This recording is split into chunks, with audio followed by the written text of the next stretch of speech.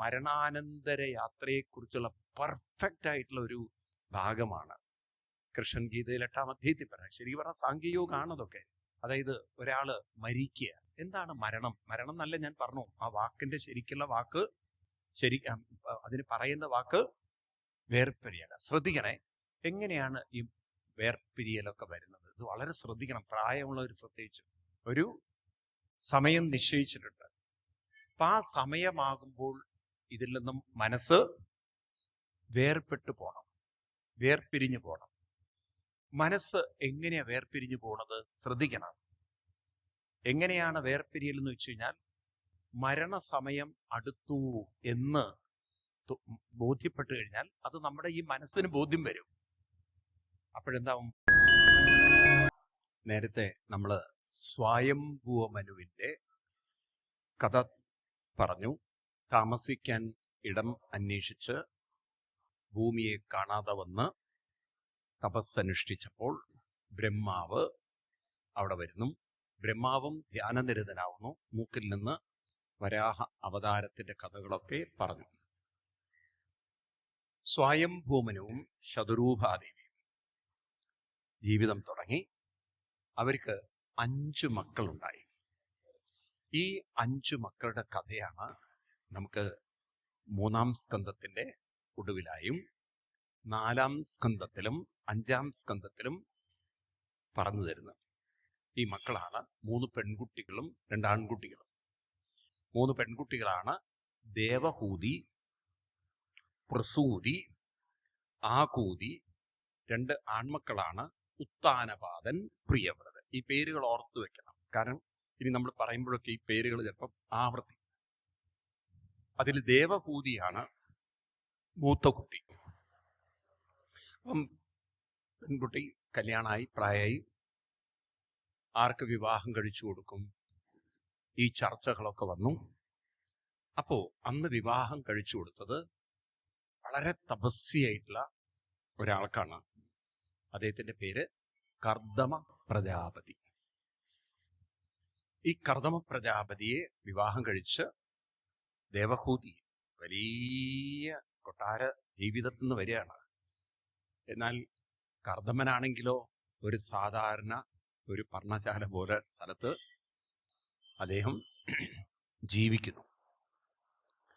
ഒരു പരാതിയും പറയാതെ അവിടെ അങ്ങോട്ട് താമസം തുടങ്ങി. ഇദ്ദേഹം തപസ്യായിരുന്നു കർദമൻ. കല്യാണം കഴിഞ്ഞാൽ ഒരു ദാമ്പത്യ ജീവിതത്തിലേക്ക് തന്നെ കൊണ്ടുപോകും എന്നൊക്കെയാണ് ദേവഹൂതി കരുതിയത്.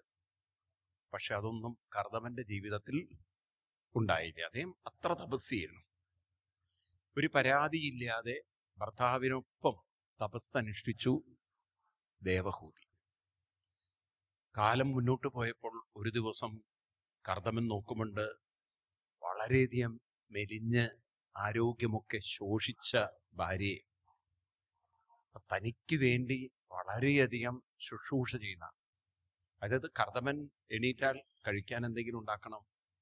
കർദമന് അദ്ദേഹത്തിന്റെ ദിവസവും ധ്യാന പ്രക്രിയ കാര്യങ്ങൾക്കൊക്കെ വേണ്ട കാര്യങ്ങൾ ഒരുക്കണം, അനുഷ്ഠാനങ്ങൾക്ക് വേണ്ട കാര്യങ്ങൾ ഒരുക്കണം. ഇതൊക്കെ ഒരുക്കി തൻ്റെ കാര്യങ്ങളൊക്കെ മറന്ന് ജീവിക്കുന്ന ദേവഹൂതിയെ കണ്ടപ്പോൾ കൈകൂപ്പിക്കൊണ്ട് പറഞ്ഞു, ഇത്ര തപസ്വിനിയായ ദേവിയുടെ മുന്നിൽ ഞാൻ നമിക്കുകയാണ്. ദേവിക്ക് എന്തൊക്കെയാണ് ആഗ്രഹം, അത് ഞാൻ പൂർത്തീകരിക്കും. പറഞ്ഞു, ഞാനൊരു സ്ത്രീയാണ്, എന്നിലൊരു അമ്മയുണ്ട്, എനിക്ക് അമ്മയാവണം, മക്കള് വേണം. അങ്ങനെ അവര് ദാമ്പത്യത്തിലേക്ക് കിടക്കുകയാണ്. ഈ ദാമ്പത്യത്തിലേക്ക് കടക്കണമെങ്കിൽ ആരോഗ്യം വേണ്ടേ? പ്രസവിക്കണമെങ്കിൽ ആരോഗ്യം വേണ്ടേ? അപ്പം അതിന് അവിടെ ഒരു തടാകം കാണിച്ചു കൊടുത്തിട്ട് പറഞ്ഞു, ഒന്ന് പോയി മുങ്ങി കുളിച്ചു വരാൻ. ദേവി ആ തടാകത്തിൽ പോയി മുങ്ങിക്കുളിച്ചതും ദേവിക്ക് പൂർവാധികം ആരോഗ്യവും സൗന്ദര്യവും കിട്ടിയെന്നാണ്. അപ്പൊ ഇത് വളരെ അത്ഭുതപ്പെടുത്തി ദേവിയെ. ഈ ബിന്ദു സരസ് എന്നാണ് ആ തടാകത്തിന്റെ പേര്. പക്ഷെ വ്യാസഭഗവാൻ ഉണ്ടല്ലോ, ഈ ബിന്ദു സരസ് എവിടെയാന്ന് എഴുതി വെച്ചില്ല. കാരണം എന്തായിരിക്കും? ആളുകൾ ഭാഗവതം മടക്കി വെച്ച് അവിടെ പോയി മുങ്ങാൻ പോകും. കാരണം യൗവനം തിരിച്ചു കിട്ടും എന്നുള്ള രീതിയിൽ ആളുകൾ ഓടും. അപ്പൊ ബിന്ദു സരസ് എവിടെയാണ് എന്നുള്ളത് എഴുതി വെച്ചില്ല. നന്നായില്ലേ അത്? അപ്പോ ഇങ്ങനെ യൗവനത്തിലേക്ക് കർദമനും വന്നു. രണ്ടുപേരും ദാമ്പത്യ ജീവിതത്തിലേക്ക് കടന്നു. ആ ബന്ധത്തിൽ അവർക്ക് 9 പെൺകുട്ടികളുണ്ടായി. എത്ര? ഈ 9 പെൺകുട്ടികളില് 7 പേര് പ്രായമായപ്പോൾ കല്യാണം കഴിച്ചത് സപ്തർഷികളാണ്. ഒരാളെ കല്യാണം കഴിച്ചത് വസിഷ്ഠ മഹർഷിയാണ്. എന്തായിരിക്കും ഭാര്യയുടെ പേര്? ഭാര്യയുടെ പേരെന്തായിരിക്കണം? രാമായണമൊക്കെ വായിക്കാറുണ്ടോ? കുറച്ചു പേരൊക്കെ പറയുന്നുണ്ട്. ആരാണ്? അരുന്ധതി ദേവി. പറഞ്ഞു, പലരും ഉത്തരം പറഞ്ഞു. അപ്പോ ഒരാളെ ധർമ്മമൂർത്തി കല്യാണം കഴിച്ചു. ഇങ്ങനെ 9 പെൺകുട്ടികളുടെയൊക്കെ കല്യാണമൊക്കെ കഴിഞ്ഞ് കർദമൻ പറഞ്ഞു, ദേവി ദാമ്പത്യം മതി, എന്നെ തപസ്സിലേക്ക് പോവാൻ അനുഗ്രഹിക്കണം. അപ്പൊ ഇത് കേട്ടപ്പോൾ കർദമ പ്രജാപതിയോട് നമസ്കരിച്ചുകൊണ്ട് പറഞ്ഞു, എനിക്ക് ഒരാഗ്രഹം കൂടി ബാക്കിയുണ്ട്, ഒരു പുത്രനെ കൂടി തന്നനുഗ്രഹിക്കണം. അപ്പോ വ്രതം അനുഷ്ഠിക്കാൻ പറഞ്ഞു. ആ വ്രതങ്ങളൊക്കെ അന്വേഷിച്ച് ആ വ്രതപൂർത്തിയായ ദേവിക്ക് തൻ്റെ ബീജം പകർന്നു കൊടുത്ത് അതിലുണ്ടായ പുത്രനാണ് ഭാരതത്തിൻ്റെ ഭാഗധേയം മാറ്റിമറച്ച ഒരു മഹാ അത്ഭുത അവതാരം. അദ്ദേഹത്തിൻ്റെ പേരാണ് കപില വാസുദേവൻ. നമ്മുടെ ഹിന്ദു മതത്തിൻ്റെ അടിത്തറ പാകിയ അവതാരമായിരുന്നു ആര്? കപില വാസുദേവൻ. അദ്ദേഹം ഭാരതത്തിന് നൽകിയ, ലോകത്തിന് നൽകിയ സംഭാവനയാണ് സാംഖ്യശാസ്ത്രം. ഇന്നത്തെ ഫിസിക്സുമായി നമ്മൾ ചേർത്ത് വായിക്കുമ്പോൾ കാബിലയോപാഖ്യാൻ അല്ലെങ്കിൽ കപിലൻ പറയുന്ന പലതും നമുക്ക് അത്ഭുതകരമായി കാണാം. ഈവൻ നിങ്ങൾക്ക് ഗൈനിക് നമുക്ക് കാണാം, ചില ഭാഗങ്ങളൊക്കെ കാണാം. അപ്പൊ അത്ഭുതപ്പെടും, ഇത്ര അറിവായിരുന്നു ഈ കപില വാസുദേവന്. അങ്ങനെ കപില വാസുദേവൻ അവതരിച്ചു.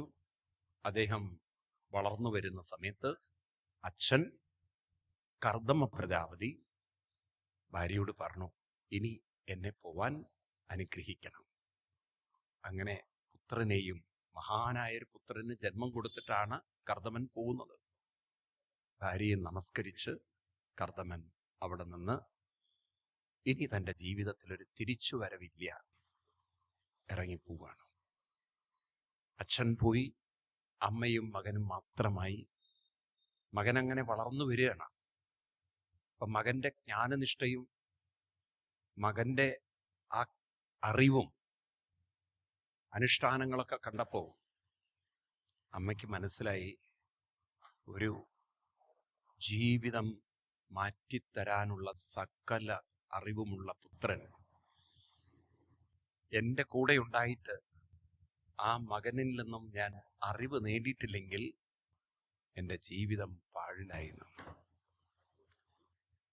അമ്മ പുത്രന്റെ മുന്നിൽ, ഒരു സ്വന്തം മകന്റെ മുന്നിൽ ഒരു ശിഷ്യയായിട്ട്, നോക്കണം, അമ്മ ശിഷ്യയാണ്, മകനെ പരമഗുരുവായി കണ്ട് കൈകൂപ്പിക്കൊണ്ട് ചോദിക്കുന്നൊരു ചോദ്യം മുതലാണ് കാബിലയോപാഖ്യാനം ആരംഭിക്കുന്നത്.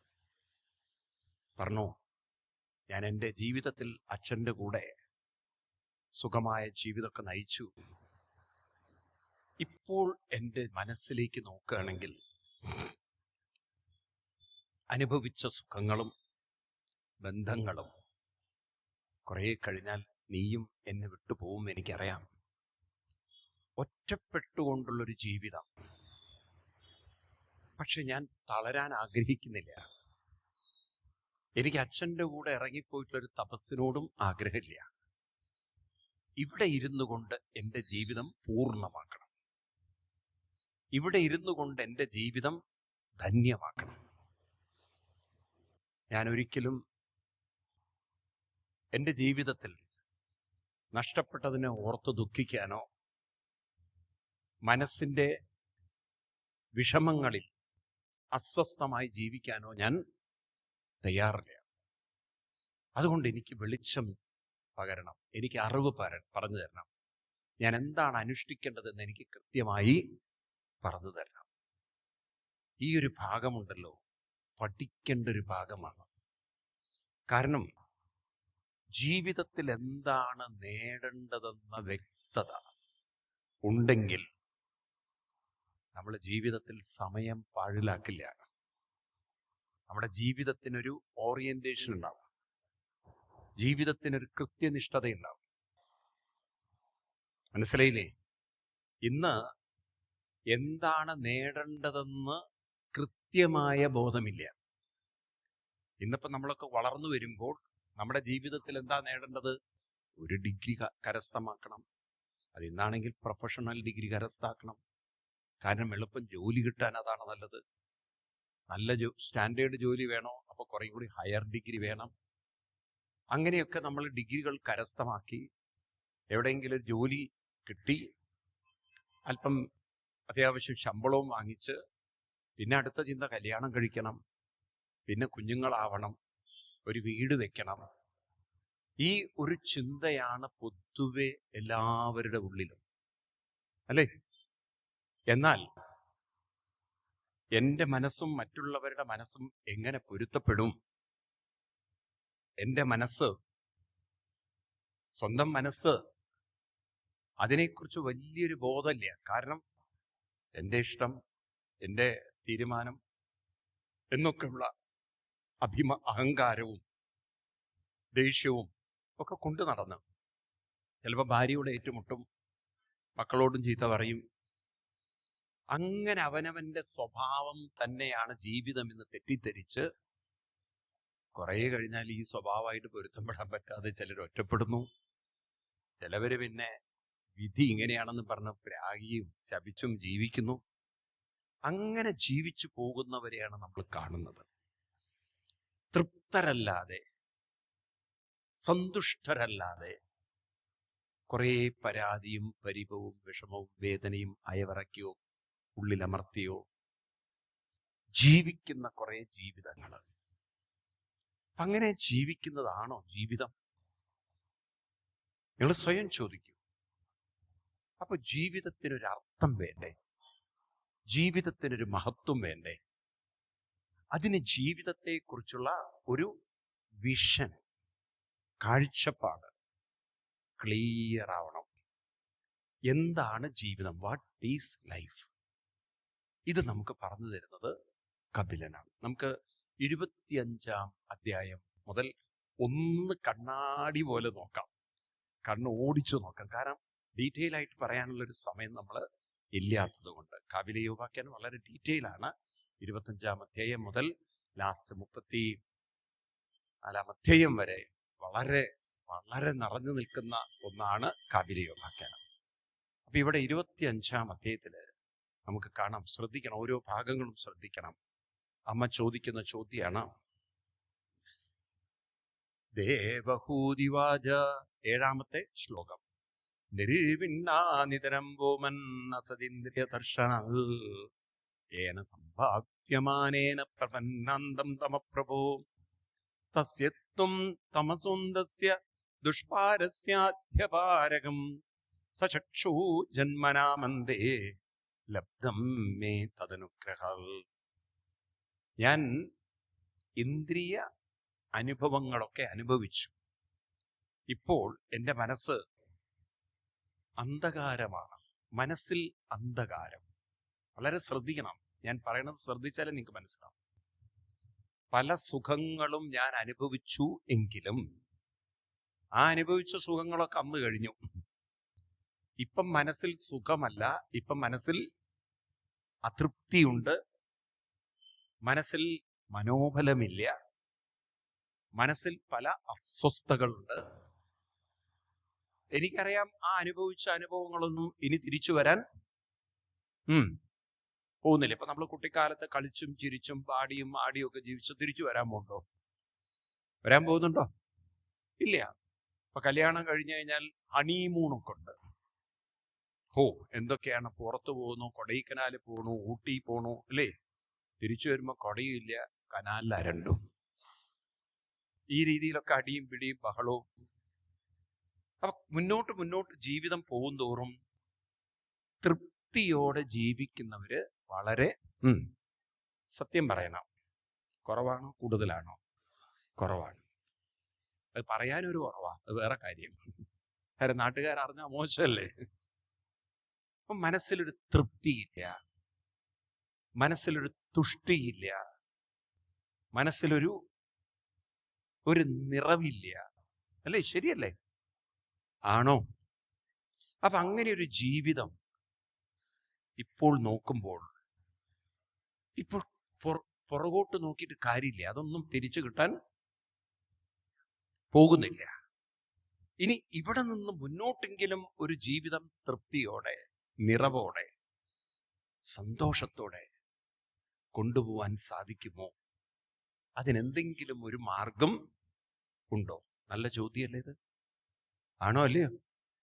ഇത് മനുഷ്യന്റെ ജീവിതവും എത്രമാത്രം നോക്കും നിങ്ങള്, ഒരു ഗംഭീരത.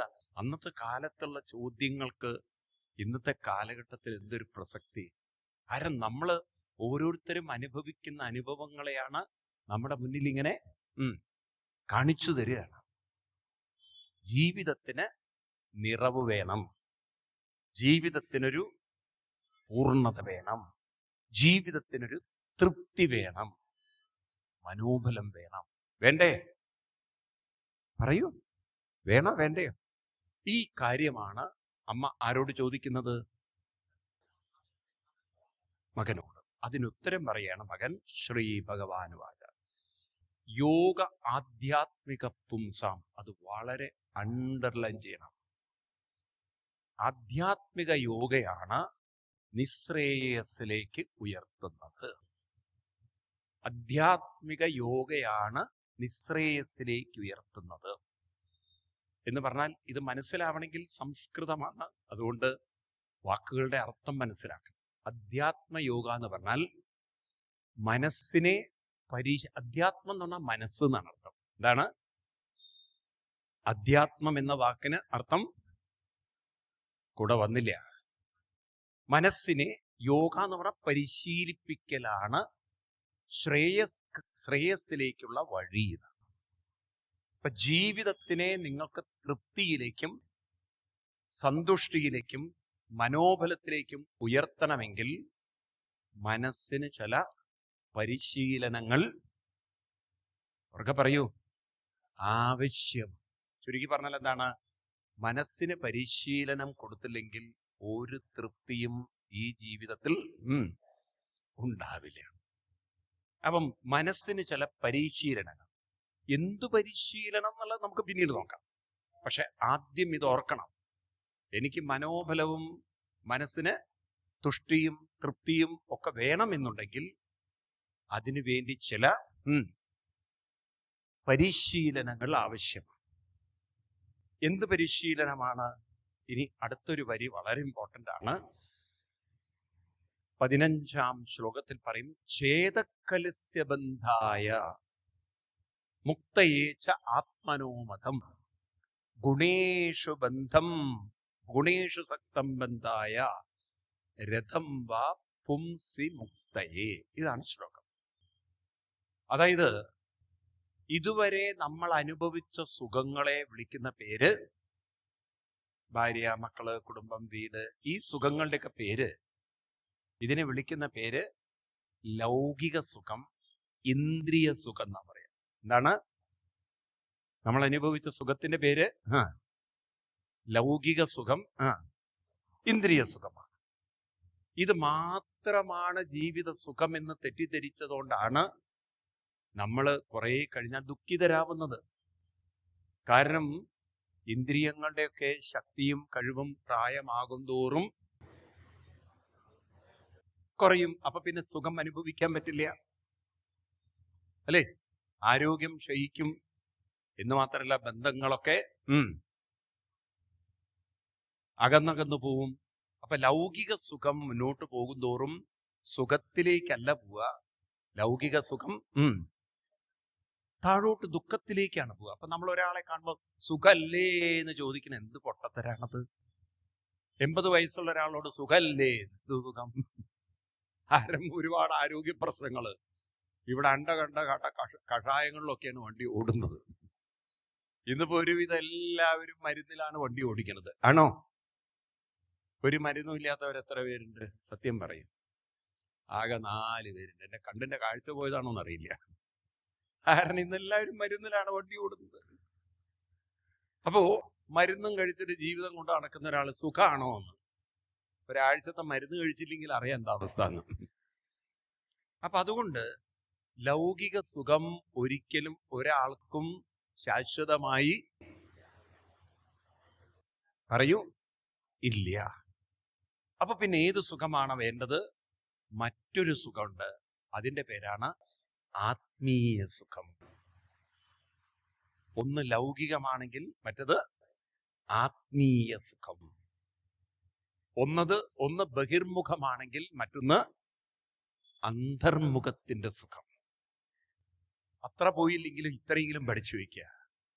ഒന്ന് ആത്മീയമാണ്, മറ്റൊന്ന് ലൗകികമാണ്. ലൗകികം നമുക്ക് ചർച്ച ചെയ്യേണ്ട കാര്യമില്ല, കാരണം നിങ്ങളൊക്കെ അനുഭവിക്കുന്നതും കൊണ്ടു നടക്കുന്നതാണ്. ഈ ലൗകിക ജീവിതത്തിനോടൊപ്പം തന്നെ മറ്റൊരു ജീവിതവും കൊണ്ട് നടക്കണം. ഏത് ജീവിതം? പറയൂ. ആത്മീയ ജീവിതം. അപ്പൊ എന്താണ് ആത്മീയം? അതിലേക്ക് വളരെ ഡീറ്റെയിൽ ആയിട്ട് പോവാണ്. അഹം മമ അഭിമാനത്തെ കാമലോഭാതിർമലേ വീതം യഥാ മനഃശുദ്ധം അദുഃഖം അസുഖം സമം.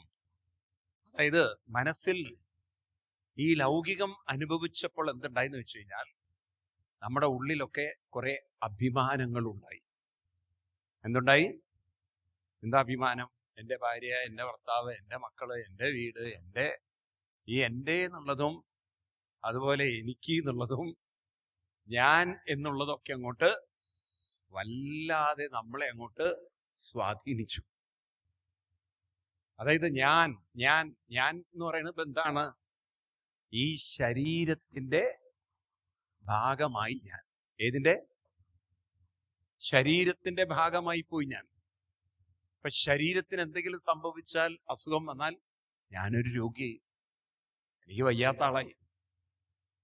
ഇതുപോലെ എനിക്ക് എൻ്റെ ബന്ധങ്ങള്, എൻ്റെ വസ്തുക്കള്, അതുകൊണ്ടാണ് ചിലർക്ക് ബന്ധങ്ങളൊക്കെ പോയാൽ നെഞ്ചത്തടിച്ച് കരയുന്നത്, സമ്പത്ത് പോയാൽ തകർന്ന് തരിപ്പണമാവുന്നത്. കാരണം സമ്പത്ത് പോയാൽ തൻ്റെ ജീവിതവും പോയി എന്ന് കരുതുകയാണ്. നമ്മളൊരു തോണിയിൽ യാത്ര ചെയ്യുന്നു വിചാരിക്കുക. വെള്ളത്തിൽ തോണി ആടുമ്പോൾ അതിലിരിക്കുന്നവനും ആടുന്ന പോലെ, ഇപ്പൊ വാഹനത്തിൽ യാത്ര ചെയ്യുമ്പോൾ കുഴിയൊക്കെ ഉള്ള റോട്ടിലൂടെയാണ് പോകുന്നതെങ്കിൽ ഇല്ലേ, വേറെ അങ്ങോട്ടും ഇങ്ങോട്ടൊക്കെ ആടി ഒലയുമ്പോൾ നമ്മളും ആടി ഒലയുന്നു. ഇതുപോലെയാണ് ലൗകിക ജീവിതത്തിൽ മുറുകെ പിടിച്ചിരിക്കുന്നവർക്ക് ആ ലൗകിക ബന്ധങ്ങളിലുണ്ടാകുന്ന ആടി ഉലയൽ അവരെയും ബാധിക്കുന്നു. എന്നാൽ ഇവിടെ മറ്റൊരു ജീവിതം ഏതാണത്? ആത്മീയ ജീവിതം എന്നത് ലൗകിക ജീവിതത്തോടൊപ്പം കൊണ്ടുപോകുമ്പോൾ മനസ്സിനെ നമുക്ക് ഈ വിചാരങ്ങളിൽ നിന്നൊക്കെ മാറ്റിയെടുക്കാൻ സാധിക്കും. അതായത് ലൗകിക ജീവിതത്തിന്റെ വിഷമങ്ങളിലും വേദനകളിലും കുരുങ്ങിക്കിടക്കുന്ന മനസ്സിനെ നമുക്കതിൽ നിന്നും മാറ്റിയെടുക്കാനുള്ളൊരു ശക്തി ആത്മീയ അനുഷ്ഠാനത്തിലൂടെ നമുക്ക് നേടിയെടുക്കാൻ സാധിക്കുകയാണെങ്കിൽ, അതായത് ചില പക്ഷികളൊക്കെ ഉണ്ടല്ലോ, മഴ പെയ്യുമ്പോൾ മഴ കൊള്ളും, അതിന് അവർക്ക് വേറെ ഓപ്ഷനൊന്നുമില്ല. പക്ഷെ ആ മഴ അങ്ങോട്ട് കഴിഞ്ഞാൽ അവരെന്ത് ചെയ്യും? ആ ചിറകൊന്ന് ഒരു കുടയൽ കുടഞ്ഞു കഴിഞ്ഞാൽ പിന്നെ ഒരു തുള്ളി വെള്ളം അതിൻ്റെ ചിറകിലില്ല. ഇതുപോലെ ആത്മീയമായ അനുഷ്ഠാനത്തിലൂടെ മുക്തി നേടുമ്പോൾ മനസ്സനുഭവിക്കുന്ന സകല വിഷമങ്ങളെയും നമുക്കൊന്ന് ഒരു കുടയലിൽ മാറ്റിയെടുക്കാം. അതായത് ചുരുക്കി പറഞ്ഞാൽ ലൗകിക ജീവിതത്തിന്റെ വിഷാദങ്ങളിൽ നിന്ന് മനസ്സിനെ മാറ്റിയെടുക്കാനുള്ള കഴിവ് നമ്മളിൽ ഉണ്ട്. അപ്പൊ നമ്മളിൽ ഉള്ള ഒരു ശക്തിയാണ് നമ്മൾ ഉണർത്തുന്നത്. അത് ഉണർത്താനുള്ളൊരു മാർഗമാണ് ആത്മീയമായ അനുഷ്ഠാനം. ഉണർത്തണോ? മനസ്സിലാവുണ്ടോ നിങ്ങൾക്ക്? അപ്പൊ അങ്ങനെ നമ്മൾ ഉണർത്താൻ പരിശീലിച്ചാൽ, ഭട്ടതിരിപ്പാട് പറയുന്ന പോലെ നിഷ്കമ്പനം. കമ്പനം എന്ന് പറഞ്ഞാൽ ഇളക്കം നല്ല അർത്ഥം. നമ്മൾ പറയല്ലേ, പാലം കുലുങ്ങിയാലും കേളൻ കുലുങ്ങില്ല എന്നൊക്കെ പറയില്ലേ? അതുപോലെ ഇവിടെ ജീവിതത്തിലെ, ലൗകിക ജീവിതത്തിലെ വിഷമങ്ങളൊക്കെ പാടെ നമ്മളെ കയറി പിടിക്കില്ല. അതും വല്ലാതെ നമ്മളെ ചില വള്ളികളൊക്കെ ഉണ്ടല്ലോ, നിങ്ങൾക്ക് കാണാം ചില മരങ്ങളിലൊക്കെ, ഇപ്പോൾ ഇവിടെയൊക്കെ കാണാം കാട്ടുവള്ളികൾ കയറി അങ്ങോട്ട്, നമ്മൾ ശ്രദ്ധ വെച്ചിട്ടില്ലെങ്കിൽ മാവിലൊക്കെ കയറി കാട്ടുവള്ളികൾ കണ്ടില്ലേ? ഇത് ഇവിടെ എൻ്റെ മുന്നിൽ ഞാൻ കാണുന്നതൊക്കെ കാട്ടുവള്ളികളാണ്. ഈ കാട്ടുവള്ളികൾ കയറി അങ്ങോട്ട് കയറി പിടിക്കും. ഇലക്ട്രിക് പോസ്റ്റിന്റെ ഒക്കെ മുകളിൽ കണ്ടിട്ടില്ലേ? അപ്പൊ കാട്ടുവള്ളികൾ കയറി കുറെ കഴിഞ്ഞാൽ ആ മരത്തിനെ മുഴുവൻ എന്തെയും മൂടിക്കളയും. കുറെ കഴിഞ്ഞാൽ ആ മരത്തിന്റെ ഇലകളൊക്കെ കൊഴിയും. കാരണം അതിന് ശ്വാസം മുട്ടിയിട്ട് പോയി, അതിന് വെയിൽ കിട്ടുന്നില്ല, വെളിച്ചം കിട്ടുന്നില്ല, അതിന് കാറ്റ് തട്ടുന്നില്ല. അത്രയും ഈ കാട്ടുവള്ളിയുടെ ഇലകൾ അങ്ങോട്ട് മൂടിപ്പൊതിച്ചു കളയും. കണ്ടില്ലേ ഈ കാഴ്ച? ഇതുപോലെയാണ് ഞാൻ എന്ന വൃക്ഷത്തിനെ നമ്മളറിയാത്ത വിഷമങ്ങളും വേദനകളും ദുരിതങ്ങളും കേറിയൊരു പിടുത്തം പിടിച്ചാൽ പിന്നെ അതിൻ്റെ ഉള്ളിൽ കടന്ന് ബന്ധുര കാഞ്ചന കൂട്ടിലാണെങ്കിലും ബന്ധനം തന്നവാരിൽ ഇരുന്ന ദുരിതം അനുഭവിച്ചു തീർക്കണം. അപ്പൊ ഇതിൽ നിന്നൊന്ന് പുറത്ത് കടക്കാൻ അതിൻ്റെ അനുഷ്ഠാനത്തിന്റെ പേരാണ് അധ്യാത്മനിഷ്ഠ, അധ്യാത്മയോഗം, ആത്മീയ അനുഷ്ഠാനങ്ങൾ. അപ്പൊ രണ്ടും വേണം, ലൗകികവും വേണം, ആത്മീയമായ നിഷ്ഠയും. കാരണം ഓർത്തോണം, എന്തിനാണ് ആത്മീയ നിഷ്ഠ, ആത്മീയ അനുഷ്ഠാനങ്ങൾ എന്തിനാ? ലൗകിക ജീവിതമാകുന്ന കാട്ടുവള്ളികൾ, ദുരിതങ്ങള്, ദുഃഖങ്ങള്, വിഷമങ്ങളൊക്കെ ഞാനാകുന്ന വ്യക്തിയെ അല്ലെങ്കിൽ ഞാനാകുന്ന വൃക്ഷത്തെ അങ്ങോട്ട് മൂടിക്കൂടി പുതച്ച് എന്നെ അങ്ങോട്ട് ദുരിതത്തിലാക്കാൻ അനുവദിക്കാതിരിക്കാൻ, ആ കാട്ടുവള്ളികളെയൊക്കെ അങ്ങോട്ട് മാറ്റി എൻ്റെ മുന്നോട്ടുള്ള പ്രയാണം, എൻ്റെ മുന്നോട്ടുള്ള യാത്ര സുഗമമാക്കാൻ അധ്യാത്മനിഷ്ഠ വേണം. ഇതാരും നമുക്ക് പറഞ്ഞു തരുന്നില്ല. അതുകൊണ്ടാണ് നല്ലൊരു ശതമാനം ആളുകൾ നോക്കൂ, ചെറുപ്പത്തിലുള്ള ആവേശവും ഊർജവും സന്തോഷവും കുറേ കഴിഞ്ഞാൽ എല്ലാം വറ്റി വരണ്ട് ജീവിതം ആകെ മുരടിച്ച്, മനസ്സിലായില്ലേ? അവനവൻ്റെ ചില വാശികളും ദുർവാശികളും പല കുരുട്ട് ചിന്തകളും കുറ്റപ്പെടുത്തലുകളും പഴി പറയലും, മനസ്സിലായില്ലേ? നിങ്ങൾ കാണാറില്ലേ? ഇങ്ങനെയൊക്കെ ഉണ്ടോ? ഇങ്ങനെ ഒരു ജീവിതം എന്തിനാ നമ്മൾ ജീവിക്കുന്നത്? ഈ മുരടിപ്പിനാണോ? ഈ വിഷമങ്ങളും ദുഃഖങ്ങളും മയവിറക്കാനാണോ? മനസ്സിലാവുണ്ടോ? അപ്പൊ ഈ ദുരിതങ്ങളൊന്നും നമ്മളെ, ഈ കാട്ടുവള്ളികളൊന്നും നമ്മളെ മൂടാൻ അവർക്ക് പറയൂ അനുവദിക്കരുത്. അതിൽ നിന്നൊക്കെ ഒന്ന് പുറത്തേക്ക് കടക്കണം. താല്പര്യമുണ്ടോ? അതിൻ്റെ പേരാണ് അധ്യാത്മനിഷ്ഠ. അപ്പൊ അതൊന്ന് വ്യക്തമായി പറഞ്ഞു തരുമെന്ന് പറഞ്ഞപ്പോൾ 26-ാം അധ്യായത്തിൽ സാംഖ്യശാസ്ത്രം പറഞ്ഞു കൊടുക്കുക. എന്താണ് സാംഖ്യയോഗം? ഈ സാംഖ്യയോഗം എന്നത് നോക്കണം, 5000 വർഷം മുമ്പ് പറഞ്ഞു വെച്ച ഒരു ശാസ്ത്രമാണ്. ഇത് 5000 അല്ലേ, അതിലും മുമ്പ്. കാരണം ഭഗവാൻ ശ്രീകൃഷ്ണൻ ഗീതയിൽ പറഞ്ഞ പലതും കപില ഭഗവാൻ പറഞ്ഞ കാര്യങ്ങളാണ്. നിങ്ങൾ ഗീതയിലെ 2-ാം അധ്യായം എടുത്തു കഴിഞ്ഞാൽ 2-ാം അധ്യായത്തിന്റെ ഒടുവിൽ എഴുതി വെച്ചിരിക്കുന്നത് ഈ ഭഗവത്ഗീതാസു ശ്രീകൃഷ്ണാർജുന സംവാദേ സാംഖ്യയോഗം. ഈ സാംഖ്യയോഗം എന്നത് കൃഷ്ണൻ പറഞ്ഞതല്ല, കൃഷ്ണൻ കോപ്പിയടിച്ചതാണ്. ആരിൽ നിന്നെടുത്തതാണ്? കപില ഭഗവാനിൽ നിന്നും എടുത്തതാണ്. ഇപ്പൊ 2-ാം അധ്യായത്തിലെ ഒരുപാട് ശ്ലോകങ്ങൾ കപിലനിൽ നിന്നും എടുത്തതാണ്. അതാണ് കപിലന്റെ മഹത്വം. ഇപ്പൊ കപിലൻ പറയുന്നു സാംഖ്യം. എന്താണ് സാംഖ്യം? സംഖ്യ എന്ന് പറഞ്ഞാൽ മനസ്സിലാവും, എണ്ണം.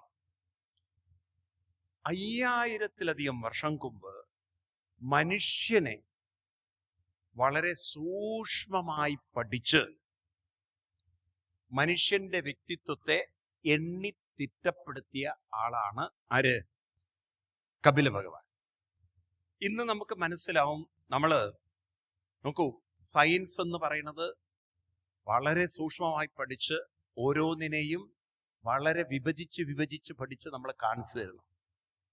ഇപ്പൊ എന്താണ് ഒരു മാറ്റർ എന്ന് ചോദിച്ചു കഴിഞ്ഞാൽ, ഒരു സാധനം എന്ന് ചോദിച്ചു കഴിഞ്ഞാൽ, ഈ മാറ്റർ എന്ന് പറയുന്നത് പല മോളിക്യൂൾസ് ചേർന്നാണ്. എന്താണ് മോളിക്യൂൾ എന്ന് പറയുന്നത്? ആറ്റമാണ്. ആറ്റം എന്ന് പറഞ്ഞാൽ എന്താണ്?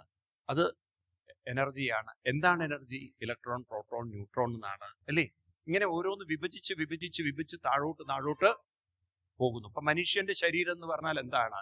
മനുഷ്യന്റെ ശരീരം എന്ന് പറഞ്ഞാൽ കുറെ കെമിക്കലാണ്. അത് ഒരു സ്കെൽറ്റൺ ഉണ്ട്, പിന്നെ മസിൽസ് ഉണ്ട്, അങ്ങനെ നമുക്ക് ഇന്റേണൽ ഓർഗൻസ് ഉണ്ട്, നെർവസ് സിസ്റ്റം ഉണ്ട്. ഇതൊക്കെ ഒന്ന് പഠിക്കാൻ പറ്റുന്നുണ്ട്. ഓരോന്നും സെഗ്രിഗേറ്റ് ചെയ്ത് സെപ്പറേറ്റ് ചെയ്ത് പഠിക്കണം.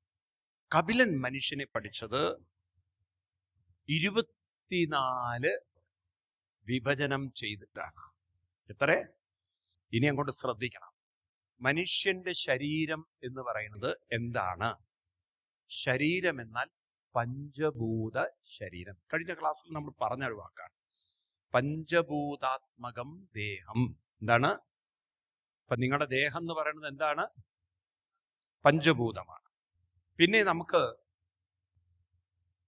5 ജ്ഞാന ഇന്ദ്രിയങ്ങളുണ്ട്. ഈ പഞ്ചഭൂതാത്മകമായ ലോകത്തിലെ 5 അനുഭവങ്ങൾ അനുഭവിക്കാൻ 5 ഇന്ദ്രിയം. ഏതൊക്കെയാണ് 5 ഇന്ദ്രിയങ്ങള്? കാഴ്ചകൾ കാണാനുള്ള, ഇതിനെ പറയാ ശബ്ദസ്പർശ രസരൂപം എന്ന് പറയും. എന്താണ്? ശബ്ദസ്പർശ രസഗന്ധരൂപം. പറയാൻ പറ്റുമോ? അങ്ങനെ പറയാൻ പറ്റുമോ? പറയുന്നാല് ശബ്ദസ്പർശ രസഗന്ധരൂപം. ഇപ്പൊ രൂപങ്ങൾ കാണാൻ ഏത്? കണ്ണ്, പ്രപഞ്ച രൂപങ്ങൾ. അതുപോലെ തന്നെ സ്പർശമറിയാൻ ശരീരം മുഴുവൻ വ്യാപിച്ചിരിക്കുന്ന ത്വകീന്ദ്രിയം. രസം അനുഭവിക്കാൻ നാക്ക്, ഗന്ധമറിയാൻ മൂക്ക്. ഇനി അതാണ് ശബ്ദം കേൾക്കാൻ ചെവി. ഇങ്ങനെ ശബ്ദസ്പർശ രൂപരസഗന്ധങ്ങൾ അനുഭവിക്കാൻ ഉള്ള ഇന്ദ്രിയങ്ങളാണ് 5 ജ്ഞാനേന്ദ്രിയങ്ങൾ. ഇനി കർമ്മം ചെയ്യുന്ന 5 ഇന്ദ്രിയങ്ങൾ, അതിനെ കർമ്മേന്ദ്രിയങ്ങൾ എന്ന് പറയുന്നു. ഏതൊക്കെയാണ് കർമ്മം ചെയ്യുന്ന ഇന്ദ്രിയങ്ങൾ? കർമ്മങ്ങൾ എന്ന് പറഞ്ഞാൽ മരിച്ചവർക്ക് വേണ്ടിയുള്ള ക്രിയയല്ലേ. കർമ്മം എന്ന് പറഞ്ഞാൽ പ്രവൃത്തി എന്നുള്ള അർത്ഥത്തില്. ഏതൊക്കെയാണ്? എടുക്കാൻ ഏത് വേണം? കൈ വേണം. ഒരു കാര്യം എടുക്കണമെങ്കിൽ, നടക്കണമെങ്കിൽ കാല് വേണം. സംസാരിക്കാൻ നാക്ക് വേണം. അപ്പൊ നാക്കിന് 2 ജോലിയാണ്. ജ്ഞാനേന്ദ്രിയവുമാണ് കർമ്മേന്ദ്രിയം. നാക്കെന്ന് പറഞ്ഞാൽ ഈ നാക്ക് മാത്രമല്ല, വേറൊരു സാധനം കൂടി ഉള്ളിലുണ്ടാവണം. അതിന് നമ്മൾ എന്താ പറയാ? ഉള്ളിലൊരു ചെറിയ നാക്കുണ്ട്. അവര് 2 പേരും ചേർന്നാലേ വർത്തമാനം പറയാൻ പറ്റുള്ളൂ. പുള്ളി ആ ചെറുനാക്ക് എന്ന് പറയും. എന്താ പറയാ? ഇല്ലേ? ആ സാധനം ഇല്ലെങ്കിൽ നമുക്ക് സ്പീച്ച് ചെയ്യാൻ പറ്റില്ല, വർത്തമാനം പറയാൻ പറ്റില്ല. ഇപ്പൊ കർമ്മേന്ദ്രിയം. പിന്നെ മലമൂത്രങ്ങളൊക്കെ പുറത്തു പോകുന്ന ഇന്ദ്രിയങ്ങൾ, അതും കർമ്മം ചെയ്യുന്നുണ്ട്. യൂറിൻ പാസ്സാക്കണം, സ്റ്റൂൾ പുറത്ത് കളയണം, ഇതിനൊക്കെയുള്ള ഇന്ദ്രിയങ്ങൾ. ഈ തരത്തിൽ കർമ്മം ചെയ്യുന്ന ഇന്ദ്രിയങ്ങളെയാണ് പറയൂ കർമ്മേന്ദ്രിയം. അറിവ്, അനുഭവം തരുന്ന ഇന്ദ്രിയത്തിനെയാണ് ജ്ഞാനേന്ദ്രിയങ്ങൾ. ഇപ്പൊ മൊത്തം എത്ര?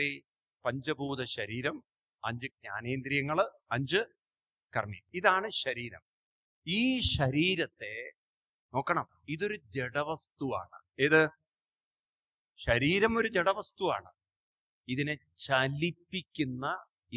ചലിപ്പിക്കുന്ന ശക്തിയാണ് പ്രാണശക്തി എന്ന് പറയുന്നത്. 5 സ്ഥലത്തിരുന്ന് ഈ ശരീരത്തെ ചലിപ്പിക്കണം. എവിടേക്ക് ഇരുന്നിട്ടാ ചലിപ്പിക്കുന്നത്? മൂർധാവിലിരുന്ന്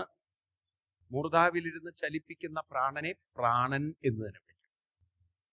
പിന്നെ അത് കഴിഞ്ഞ് ഏറ്റവും താഴെ, നമ്മളിപ്പോ ടോയ്ലറ്റിലൊക്കെ പോകുന്നതിന് കാരണം ഇതൊക്കെ തള്ളി പുറത്തേക്ക് കളയുന്ന പ്രാണന്റെ പേരാണ് അപാനൻ.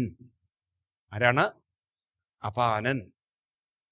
ഭക്ഷണമൊക്കെ കഴിച്ച് അത് ദഹിപ്പിക്കണമെങ്കിൽ ഇത് ഉള്ളിൽ ഇൻഡസ്റ്റൈൻ സിസ്റ്റത്തിൽ ചലിപ്പിക്കണം. അത് ചലിപ്പിക്കുന്ന പ്രാണന്റെ പേരാണ് സമാനൻ.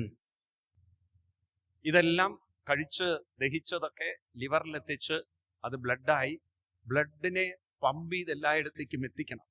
ഹാർട്ട് ബീറ്റ് ചെയ്യുന്നുണ്ട്. ഹാർട്ട് ബീറ്റ് എന്ന് പറയില്ലേ, അത് ആരാ ചെയ്യുന്നത്? ഹാർട്ട് എന്ന് പറയുന്നത് ഒരു മാംസ കഷ്ണാണ്, ഒരു മാംസപ്പിണ്ടാണ്. അതിന് സ്വയം ചലിക്കാനൊന്നും പറ്റില്ല. അതിന് ചലിപ്പിക്കുന്ന പ്രാണന്റെ പേരാണ് ധ്യാനൻ.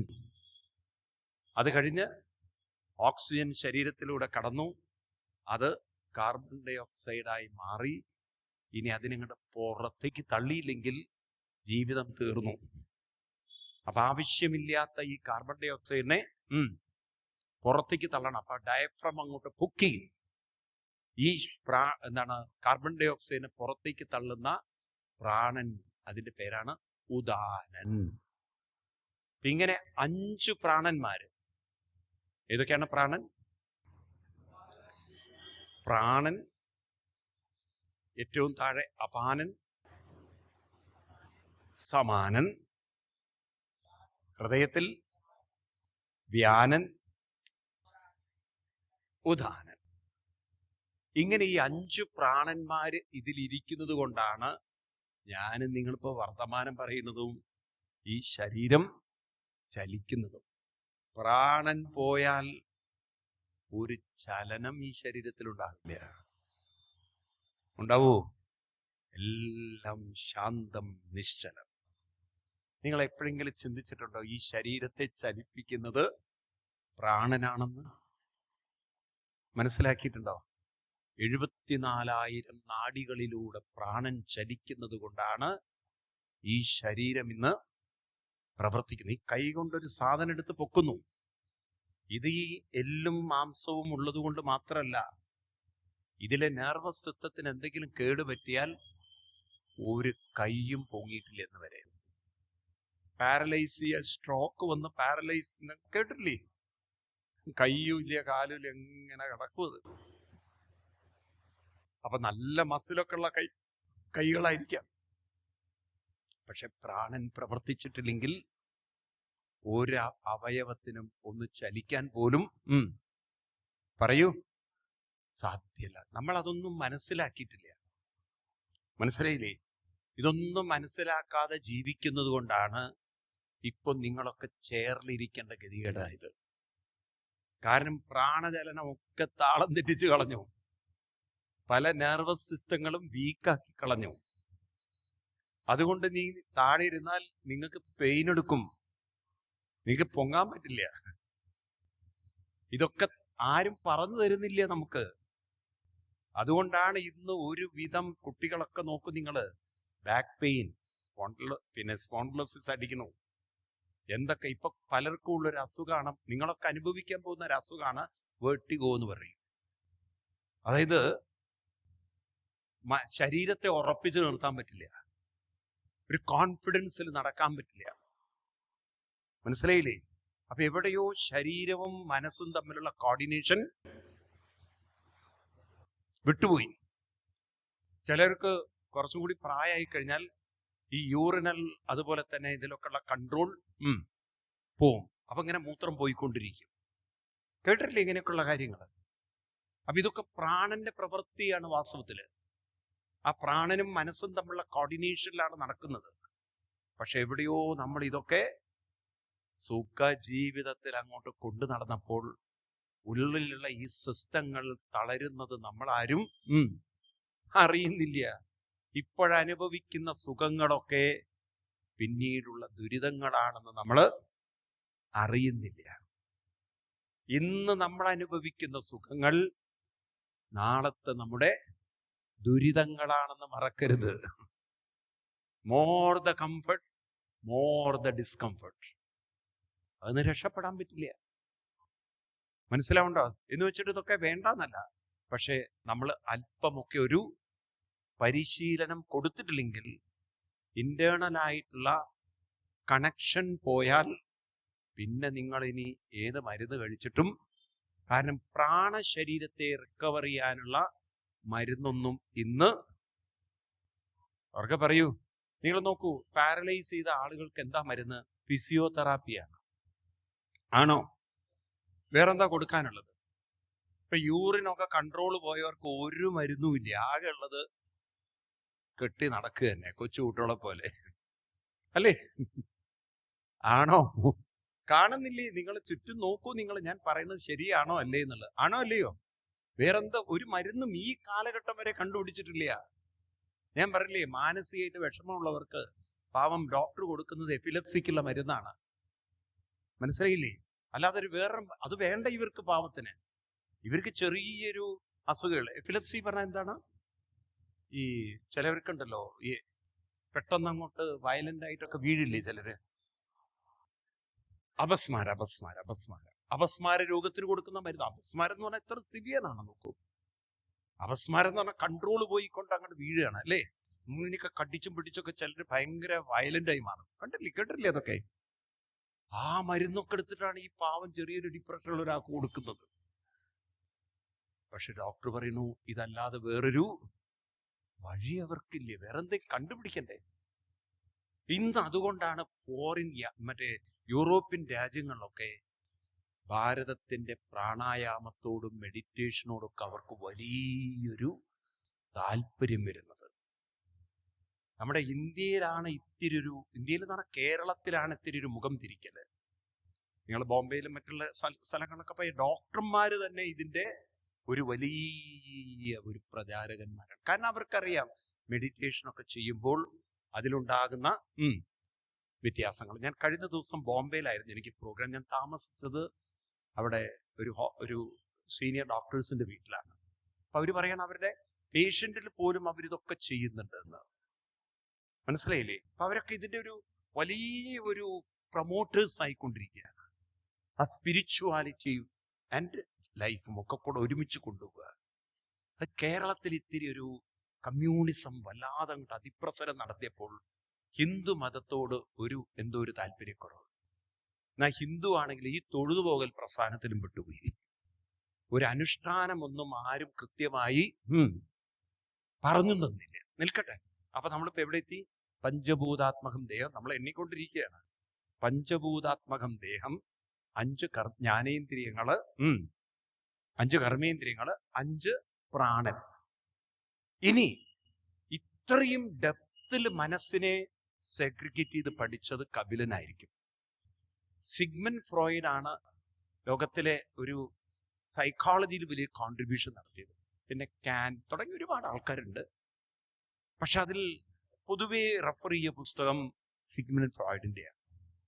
എന്നാൽ ഈ സിഗ്മണ്ട് ഫ്രോയിഡൊക്കെ ജനിക്കുന്നതിന് മുമ്പ് കപിലൻ എഴുതി വെച്ചിരിക്കുകയാണ്, മനസ്സെന്നാൽ മനോബുദ്ധി ചിത്തമഹങ്കാരം. മനസ്സിന്റെ ഫങ്ഷനെ കുറിച്ച് പഠിച്ചിരിക്കുകയാണ്. എന്താണ് മനസ്സ്? എന്ത് മനസ്സ്? മനോബുദ്ധി ചിത്തമഹങ്കാരം. പറയൂ.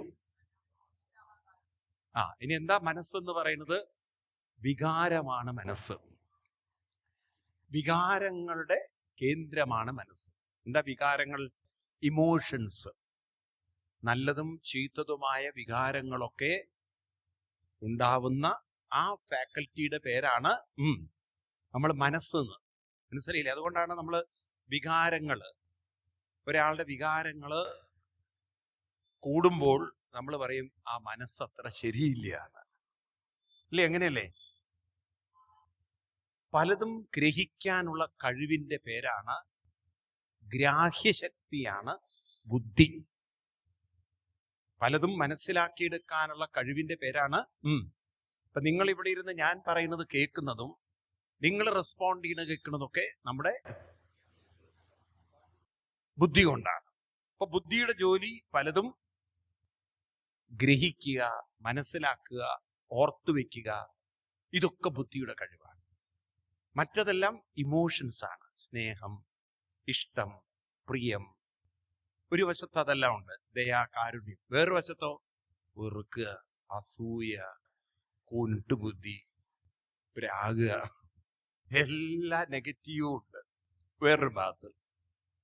അതായത് ഒന്നിന്റെ ഓപ്പോസിറ്റ് വേറൊരു ഭാഗം. അതും മനസ്സിലുണ്ട്. നല്ലതുമുണ്ട്, വേണ്ടാത്തതുമുണ്ട്. ഇനി മൂന്നാമത്തതാണ് അഹങ്കാരം. എന്താണ് അഹങ്കാരം? അഹങ്കാരം എന്ന് പറഞ്ഞാലോ, ഞാനെന്ന ആ ചിന്ത, ഞാൻ, എനിക്ക്, എൻ്റെ, ഇതാണ് അഹങ്കാരം. ഈ അഹങ്കാരം ശ്രദ്ധിക്കണം. ഇത് മനസ്സുമായി ചേർന്നാൽ വികാരങ്ങൾ കാണിക്കും. അപ്പൊ എനിക്കിഷ്ടാണ്, എൻ്റെയാണ് എന്നൊക്കെയുള്ള ഭാവം വരും. ഈ അഹങ്കാരം വിഷമത്തോട്, വേണ്ടാത്ത ചിന്തയോട് ചേർന്ന് കഴിഞ്ഞാൽ, അതായത് ഒരു ഇഷ്ടക്കുറവിനോട് ചേർന്ന് കഴിഞ്ഞാൽ പൊട്ടിത്തെറിക്കും. നിങ്ങളെ കണ്ടുകൂടാ, എനിക്ക് നിങ്ങളെ വെറുപ്പാണ്, നിങ്ങൾ എന്നെ മുന്നിൽ നിൽക്കരുത്, അങ്ങനെ വികാരങ്ങൾ കാണിക്കും. മനസ്സിലായില്ലേ? ഇതേപോലെ അഹങ്കാരം ബുദ്ധിയോട് ചേർന്നാൽ അതെല്ലാം ഗ്രഹിക്കും. അത് ബുദ്ധിയോട് ചേർന്നാൽ അഹങ്കരിക്കും. എനിക്ക് പലതും നിങ്ങൾക്കറിയാത്തത് അറിയാം. അതാണ് ഇപ്പോഴത്തെ കുട്ടികളുടെയൊക്കെ ഒരു ഭാവം. എന്നോടൊന്നും പറയണ്ട, എന്താ ചെയ്യേണ്ടതെന്ന് എനിക്കറിയാം. ഞാനെന്ന ഭാവം കൊണ്ട് വരും. എന്തോ കുറച്ച് പൊട്ടത്തരം പഠിച്ചതാണ്, പക്ഷെ ഇവൻ സർവകലാശാലയിൽ നിന്ന് ഇറങ്ങി വന്ന സർവജ്ഞ പീഠം കയറി വന്ന പോലെയാ പറയുക. എന്നാ വലിയൊരു അറിവൊന്നും ഉണ്ടാവില്ല, ഇല്ലേ? അതാണ് ബുദ്ധി, അഹങ്കാരത്തിന്റെ. ഇനി നാലാമത്തതാണ് ചിത്തം. എന്താണ് ചിത്തം? വളരെ ശ്രദ്ധിക്കണേ നിങ്ങൾ. ചിത്തം എന്നാൽ വാസന. എന്താണ് വാസന? അതായത് ഓരോരുത്തരുടെയും ശീലങ്ങളും സ്വഭാവങ്ങളും എവിടെ നിന്ന് വന്നു? ഓരോരുത്തർക്കും അവരവരുടേതായ ഇഷ്ടങ്ങളും ഇഷ്ടക്കേടുകളും ഉണ്ട്. ഇതെവിടുന്ന് വന്നു? ഞാൻ ചോദിക്കുന്ന ചോദ്യത്തിന് ഉത്തരം തരണം. കൊച്ചു കുട്ടികൾക്ക് പോലും അവരവരുടേതായ ഇഷ്ടാനിഷ്ടങ്ങൾ, നിറങ്ങളോടുണ്ടോ? നിങ്ങൾ അടിച്ചേൽപ്പിക്കുന്ന നിറമാണോ അവരുടെ ഇഷ്ടം? അത് അവരവർക്കായൊരു ഇഷ്ടമുണ്ടോ? പറയൂ.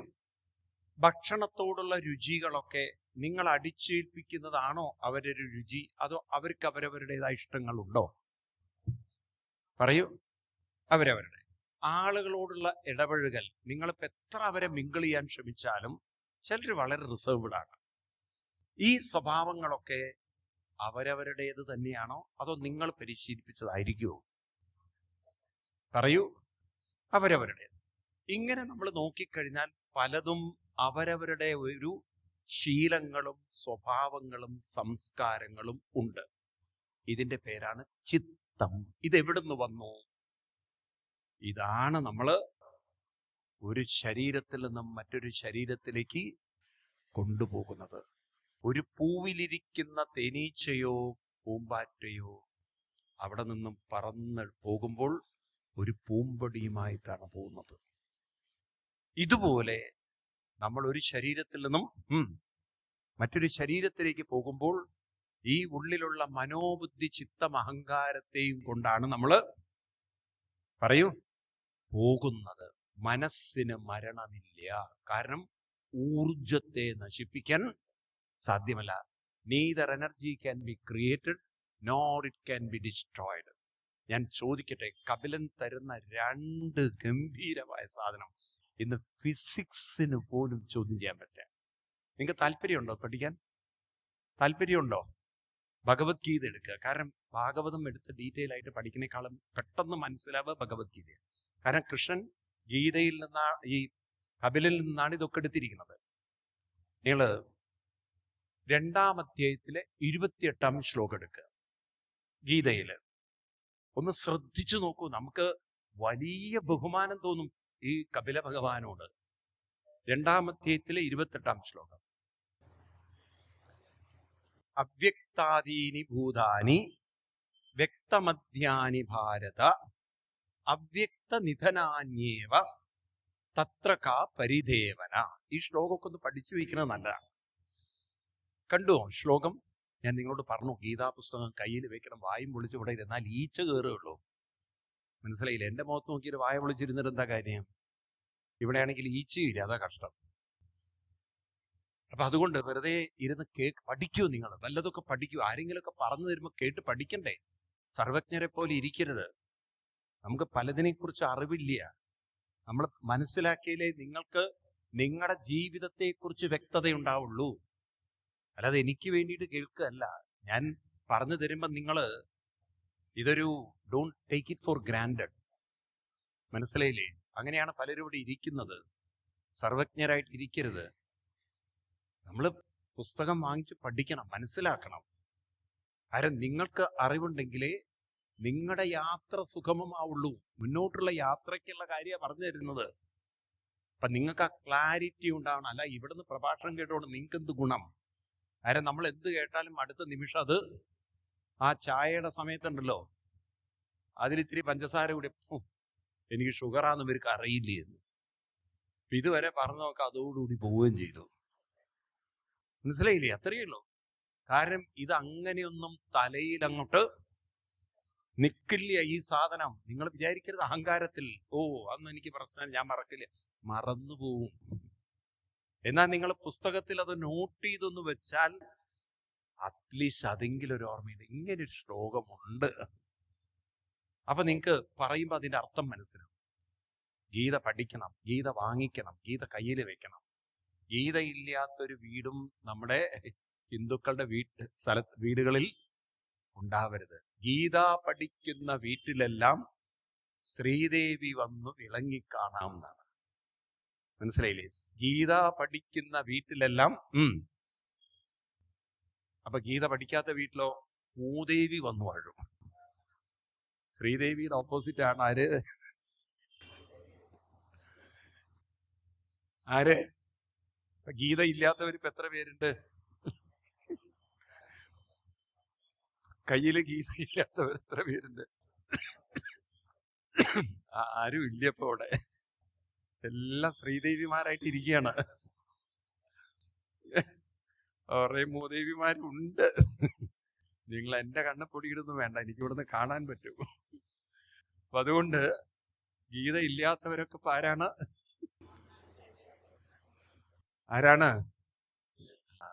അതുകൊണ്ട് കയ്യിലൊരു ഗീതാ പുസ്തകമൊക്കെ വെക്കുക, വല്ലതൊക്കെ പഠിക്കുക. നിൽക്കട്ടെ, ശ്ലോകത്തിലേക്ക് വരാം, സമയം കളയണ്ട.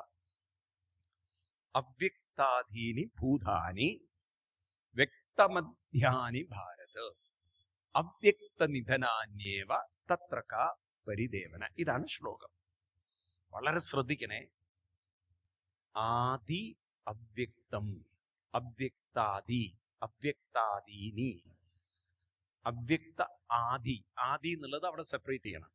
അവ്യക്ത ആദി. ആ ആദി എന്ന് പറഞ്ഞാൽ ആദ്യം, ബിഗിനിങ്. തുടക്കത്തിൽ എല്ലാം അവ്യക്തമായിരുന്നു. എന്തവ്യക്തമായിരുന്നു? ഭൂതാനി. ഭൂതാനി എന്ന് പറഞ്ഞാൽ ഈ പ്രപഞ്ചത്തിലെ ഭൂതം എന്ന് പറഞ്ഞാൽ എപ്പോഴും ഓർമ്മ വേണം, പഞ്ചഭൂതം. എന്താണ്? ഈ പഞ്ചഭൂതങ്ങളൊക്കെ ആരംഭത്തിൽ, തുടക്കത്തിൽ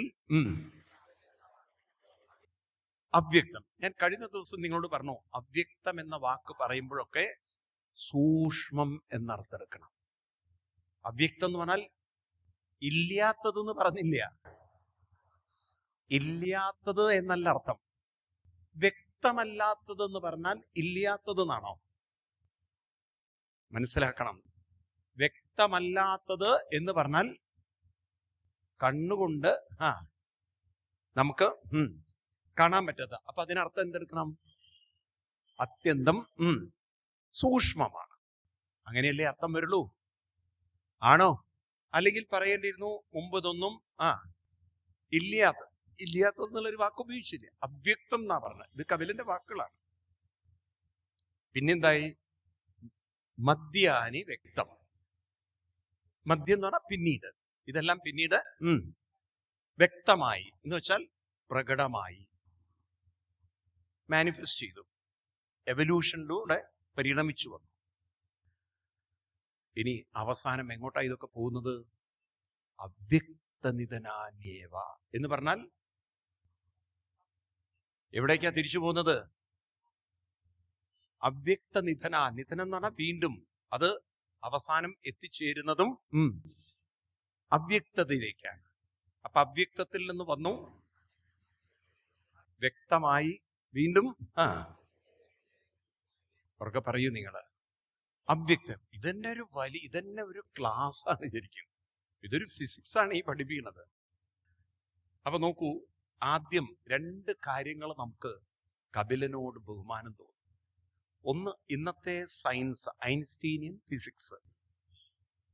ധാരാളം ഈ വിഷയത്തിൽ റിസർച്ച് ചെയ്ത റിലേറ്റിവിറ്റി തിയറിയും അതുപോലെ ക്വാണ്ടം ഫിസിക്സും അതുപോലുള്ള എല്ലാ തിയറികളും ഡെവലപ്പ് ചെയ്ത ശാസ്ത്രജ്ഞനാണ് ഐൻസ്റ്റീൻ. അദ്ദേഹമാണ് ലോകത്തിന് ഇത്തരം തിയറികൾ തന്നത്. ഈ പ്രപഞ്ചം എന്ന് പറയുന്നത് മുമ്പ് ഈ രൂപത്തിലായിരുന്നില്ല. ബിഗ് ബാങ് എന്നൊരു സംഭവം ഉണ്ടായി. എന്താണ് ഈ ബിഗ് ബാങ്കിന് മുമ്പ്? ഇത് വെറും ഊർജ തന്മാത്രകൾ മാത്രമായിരുന്നു. എന്തായിരുന്നു? ഊർജ തന്മാത്രകളെ ഇവിടെ ഉണ്ടായിരുന്നുള്ളൂ. അതുകൊണ്ടാണ് ഊർജത്തിന് അദ്ദേഹം ഇ എന്ന അക്ഷരം കാണിച്ചത്, എനർജി.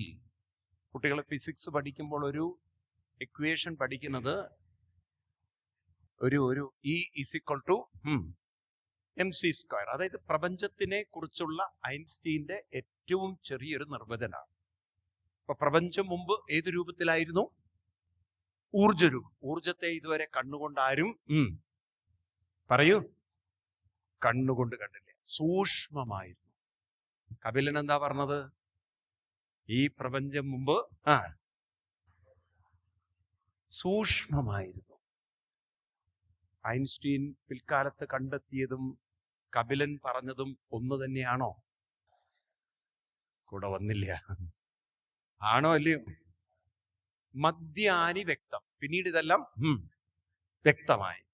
അപ്പൊ സൂക്ഷ്മമായത് പരിണാമത്തിലൂടെ മാത്രമേ വ്യക്തമാവുള്ളൂ. ഇതിലൂടെ പലതരത്തിലുള്ള പരിണാമങ്ങൾ, പലതരത്തിലുള്ള മാറ്റങ്ങൾ, ചേഞ്ച്, അതിനെ ഇംഗ്ലീഷിൽ എവല്യൂഷൻ എന്ന് പറയും. ഇപ്പൊ എവല്യൂഷനിലൂടെയാണ് ഇവിടെ പലതും പ്രകടമായത്. നിങ്ങൾ നോക്കൂ, ഡാർവിൻ എത്രയോ കാലം റിസർച്ച് ചെയ്തിട്ടാണ് എവല്യൂഷൻ തിയറി കണ്ടുപിടിച്ചത്. ഈ പ്രപഞ്ചം ഒറ്റ ദിവസം കൊണ്ടുണ്ടായതല്ല, കോടാനുകോടി വർഷം ഇതിങ്ങനെ പരിണാമത്തിലൂടെ കടന്നുപോയിട്ടാണ് ഈ പ്രപഞ്ചം, അവർക്ക് പറയൂ, ഉണ്ടായത്. ഇനി ഇതെല്ലാം എങ്ങോട്ടാ തിരിച്ചു പോകുന്നത്? അവ്യക്തത്തിൽ നിന്നും വന്നത് വീണ്ടും ഇത് തന്നെയാണ് ഐൻസ്റ്റീനും പറയുന്നത്. ഈ പ്രപഞ്ചത്തിന് നാശമില്ല, യൂണിവേഴ്സിന് നാശമില്ല. അപ്പൊ ഭൂമിയൊക്കെ ഇല്ലാതെയാവില്ലേ? ഇല്ലാതാവും. ഭൂമി ഇല്ലാതായാലും ഭൂമിയുടെ എസൻഷ്യൽ ഊർജത്തിന് ഒരു കുറവും ഉണ്ടാവില്ല. ഊർജത്തെ ഉണ്ടാക്കാനും സാധ്യല്ല. Energy can be created and energy can be destroyed. ഈ പ്രപഞ്ചത്തെ, ഈ ഊർജത്തെ ഒരിക്കലും നശിപ്പിക്കാനും സാധ്യല്ല. One form of energy can be change into another form of energy. അല്ലെ? എങ്ങനെയല്ലേ പഠിപ്പിക്കുന്നത്? ആണോ? ഇത് തന്നെയാണ് ഐൻസ്റ്റീനും നമ്മുടെ കപിലൻ പറയുന്നതാണ്. അവ്യക്തത്തിൽ നിന്നും വന്നത്. അപ്പൊ ആത്യന്തിക നാശമുണ്ടോ? എനർജി കാൺ ബി ഡിസ്ട്രോയിഡ് എന്ന് പറയുന്ന ഐൻസ്റ്റീനിയൻ തിയറിയും ഇതെല്ലാം തിരിച്ച് അവ്യക്തമാകുമെന്ന് പറയുന്ന സാങ്ക്യ ദർശനവും ഒരേ കാഴ്ചപ്പാടല്ലേ തരുന്നത്? മനസ്സിലാവുണ്ടോ? നിങ്ങൾക്ക് മനസ്സിലാവുണ്ടോ? അതാ ഞാൻ പറഞ്ഞത്, ഇത് പഠിക്കും തോറും നമുക്ക് മനസ്സിലാവും ഐൻസ്റ്റീൻ ചിന്തിച്ചതെല്ലാം നേരത്തെ ആര് ചിന്തിച്ചിരുന്നു? കപിലൻ ചിന്തിച്ചിരുന്നു. മനസ്സിലാവുണ്ടോ നിങ്ങൾക്ക്? ഇനി മറ്റൊരു ശ്ലോകം, സമയക്കുറവുണ്ട്. മറ്റൊരു ശ്ലോകം 2:16, ഗീതയിൽ 2-ാം അധ്യായത്തിൽ 16. നാസദോ വിദ്യതേ ഭാവോ ന അഭാവോ വിദ്യതേ സദാ ഉഭയോരപി ദൃഷ്ടോന്ത ത്വനയോ തത്വദർശിഭി. എന്താ പറയുന്നത്? ന, അവിടെ കോമ, അസത്ത് സദ്ഭാവം വിദ്യതേ, നാസതോ വിദ്യതേ ഭാവ. അപ്പൊ എങ്ങനെയാ വായിക്കേണ്ടത്? ന എന്നുള്ളത് അവിടുന്ന് മാറ്റിയിട്ട് അസത്ത് അസത്ത് സദ്ഭാവം ന വിദ്യതേ. അതായത് അസത്ത് എന്ന് പറഞ്ഞാൽ അർത്ഥം, ഇവിടെ നമ്മളെ വീട്ടിൽ വിളിക്കുന്ന പേരല്ല അസത്ത്. ഇവിടെ അസത്ത് എന്ന് പറഞ്ഞാൽ അർത്ഥം ഇല്ലാത്തത് എന്നർത്ഥം. എന്താണ്? ഇല്ലാത്തതൊരിക്കലും സദ്ഭാവം ഉണ്ടാവില്ല. സത്ത് എന്ന് പറഞ്ഞാൽ ഉള്ളത്. ഇല്ലാത്തതിനെ ഒരിക്കലും ഉണ്ടാക്കാൻ കൂടെ വരുന്നില്ല. നിങ്ങള് ഇല്ലാത്തതിനെ ഒരിക്കലും ഉണ്ടാക്കാൻ സാധ്യത. ഇനി അടുത്തത് എന്താണ്? നാസതോ വിദ്യതേ ഭാവോ ന അഭാവം വിദ്യതേ സദാ. സദഹ, സത്തിന്, അഭാവം ന, അഭാവം എന്ന് പറഞ്ഞാൽ ഇല്ലാതാവുക, എന്ന് പറഞ്ഞാൽ ഉണ്ടാവില്ല എന്ന് പറഞ്ഞാൽ എന്താ അർത്ഥം? ഉള്ളതിന് ഇല്ലാതാവുക എന്നൊരു കാര്യം ഉണ്ടാവില്ല എന്ന് വെച്ചാൽ, ചുരുക്കി പറഞ്ഞാൽ ഉള്ളതൊരിക്കലും ഇല്ലാതാവുകയില്ല. ഇതന്നെയല്ലേ സയൻസും പഠിപ്പിക്കുന്നത്. Neither energy can be created nor it can be destroyed എന്ന് പറഞ്ഞാൽ എന്താ അർത്ഥം? ഉള്ള ഊർജത്തെ ഒരിക്കലും ഇല്ലാതാക്കാൻ അവർക്ക് പറയൂ കഴിയില്ല. ഇല്ലാത്തതൊന്നും ഇവിടെ ഇന്നു വരെ. ഇനി ശ്രദ്ധിക്കണം നിങ്ങൾ. അപ്പൊ ഇവിടെ ഉള്ളതെല്ലാം നേരത്തെ തന്നെ ഉള്ളത് തന്നെയാണ്. ഉള്ളത് പരിണമിച്ചു വരികയാണ്. എങ്ങോട്ടാണ് ഈ പരിണാമം പോവേണ്ടത്? കഷ്ടം, പിടികിട്ടിയില്ല. എങ്ങോട്ടാണ് ഈ പരിണാമം തിരിച്ചു പോവേണ്ടത്? ഏതൊരു പോയിന്റിൽ നിന്നാണോ ഇത് പുറപ്പെട്ടിരിക്കുന്നത് അതിലേക്കല്ലേ പോണ്ടത്? അവ്യക്തത്തിൽ നിന്ന് വന്ന് അവ്യക്തത്തിലേക്ക് പോകണം, അല്ലേ? മനസ്സിലാവുണ്ടോ നിങ്ങൾക്ക്? ഇനി ശ്രദ്ധിക്കുക നിങ്ങൾ. ഞാനും നിങ്ങളും ഒരു പുതിയ ജന്മമായി വന്നവരല്ല. നമ്മളിങ്ങനെ തുടർച്ചയായി വരികയാണ്. അതിനെന്താ തെളിവ്? നിങ്ങൾ നോക്കൂ. ഇന്നും മെഡിക്കൽ സയൻസിന് ഉത്തരം തരാൻ പറ്റാത്ത പലതും, അതുകൊണ്ടല്ലേ ആത്മീയത ഇത്രയും ആളുകൾ ഏറ്റെടുക്കുന്നത്. ഉത്തരം തരാത്ത ചോദ്യങ്ങളുണ്ട്. കുഞ്ഞുവാവകള്, ഞാനെന്ന ഭാവം പോലും വരാത്ത കുട്ടികള്, പ്രസവിച്ചൊരു 2-3 മാസമൊക്കെയുള്ള കുട്ടികൾ. അതിന് വല്ലതുണ്ടോ? വല്ലതുണ്ടോ? ആ എലിക്കുഞ്ഞു പോലത്തെ ഒരു സാധനം വല്ലതും ഉണ്ടോ ഇതിന്? പറയൂ. പക്ഷെ ആ കുഞ്ഞ്, സത്യമേ പറയാവേ, തൊട്ടിൽ കിടക്കുന്ന കുട്ടികള് സ്വപ്നം കണ്ട് ഞെട്ടി ഉണരുവോ? സ്വപ്നത്തിൽ ചിരിക്കുമോ? സ്വപ്നം കണ്ട് കരയുവോ? എന്നൊക്കെ പറഞ്ഞത് ഇങ്ങനെ കരയും. ഉണ്ടോ? ഉണ്ടോ? സ്വപ്നം എവിടുന്ന് വന്നു കുട്ടിക്ക്? സ്വപ്നം എന്ന് പറഞ്ഞാൽ എന്തെങ്കിലും കണ്ട് പേടിക്കുമ്പോഴല്ലേ ഞെട്ടി ഉണരുക. ആരോ കുട്ടിയെ എന്തോ വേദനിപ്പിച്ചപ്പോഴല്ലേ കുട്ടി കരയുന്നത്. എന്തോ സന്തോഷമുള്ളൊരു കാഴ്ച കണ്ടപ്പോഴല്ലേ ചിരിക്കുന്നത്. ഈ അനുഭവങ്ങൾ എവിടുന്നാ ഈ കുട്ടിക്ക് കിട്ടിയത്? ഇതിനൊരു ഉത്തരം തരണ്ടേ? ഇതൊരു കുട്ടിയുടെ കാര്യമല്ല, എല്ലാ ബേബികൾക്കും ഇതുണ്ട്. ശരിയാണോ പറയുന്നത്? മനസ്സിലാവുണ്ടോ? എവിടുന്ന് വന്നു? അപ്പൊ ഇവിടെ ഓർക്കണം, എല്ലാം പുതിയതല്ല, തുടർച്ചയാണ്. ഇതൊരു പരിണാമമാണ്. അപ്പൊ നമ്മളിവിടെ ജനിച്ചു വരുമ്പോൾ കഴിഞ്ഞ ജന്മങ്ങളിൽ നിന്നും അനുഭവങ്ങൾ കൊണ്ടുപോകണം. ഇപ്പൊ ഇവിടെ കാണുന്ന പലതും, അനുഭവിച്ച പലതും ഇവിടം കൊണ്ട് നിങ്ങളുടെ ഉള്ളിൽ തീരില്ല. ഈ ഓർമ്മകളൊക്കെ നിങ്ങൾ ഇവിടെ നിന്ന് കൊണ്ടുപോകും. അപ്പൊ അടുത്തൊരു ജന്മം കിട്ടുമ്പോൾ ഞെട്ടി ഉണരും. ഏതോ കണ്ട കാഴ്ചയാണ്. ഒരുപക്ഷെ നിങ്ങൾ വണ്ടി ഓടിക്കുമ്പോൾ വല്ലവരും നിങ്ങളുടെ മേക്കട്ട് കയറിയതാവും, പെട്ടെന്ന് ചാടിയതാവും, അല്ലെങ്കിൽ എന്തെങ്കിലും ആരെങ്കിലും എന്തെങ്കിലും വാക്കുകൾ പറഞ്ഞൊക്കെ നിങ്ങൾക്ക് അവിടെ അടുത്ത ജന്മം സ്വപ്നങ്ങളായിട്ട് വരും. അതുകൊണ്ടാണ് ഈ ഉച്ചയ്ക്ക് വെറുതെ ഇടികൂടണ്ടെന്ന് ഞാൻ പറഞ്ഞത്. കാരണം അത് അടുത്ത ജന്മം സ്വപ്നമായിട്ട് വരാൻ പോണ കാര്യമായിരിക്കും.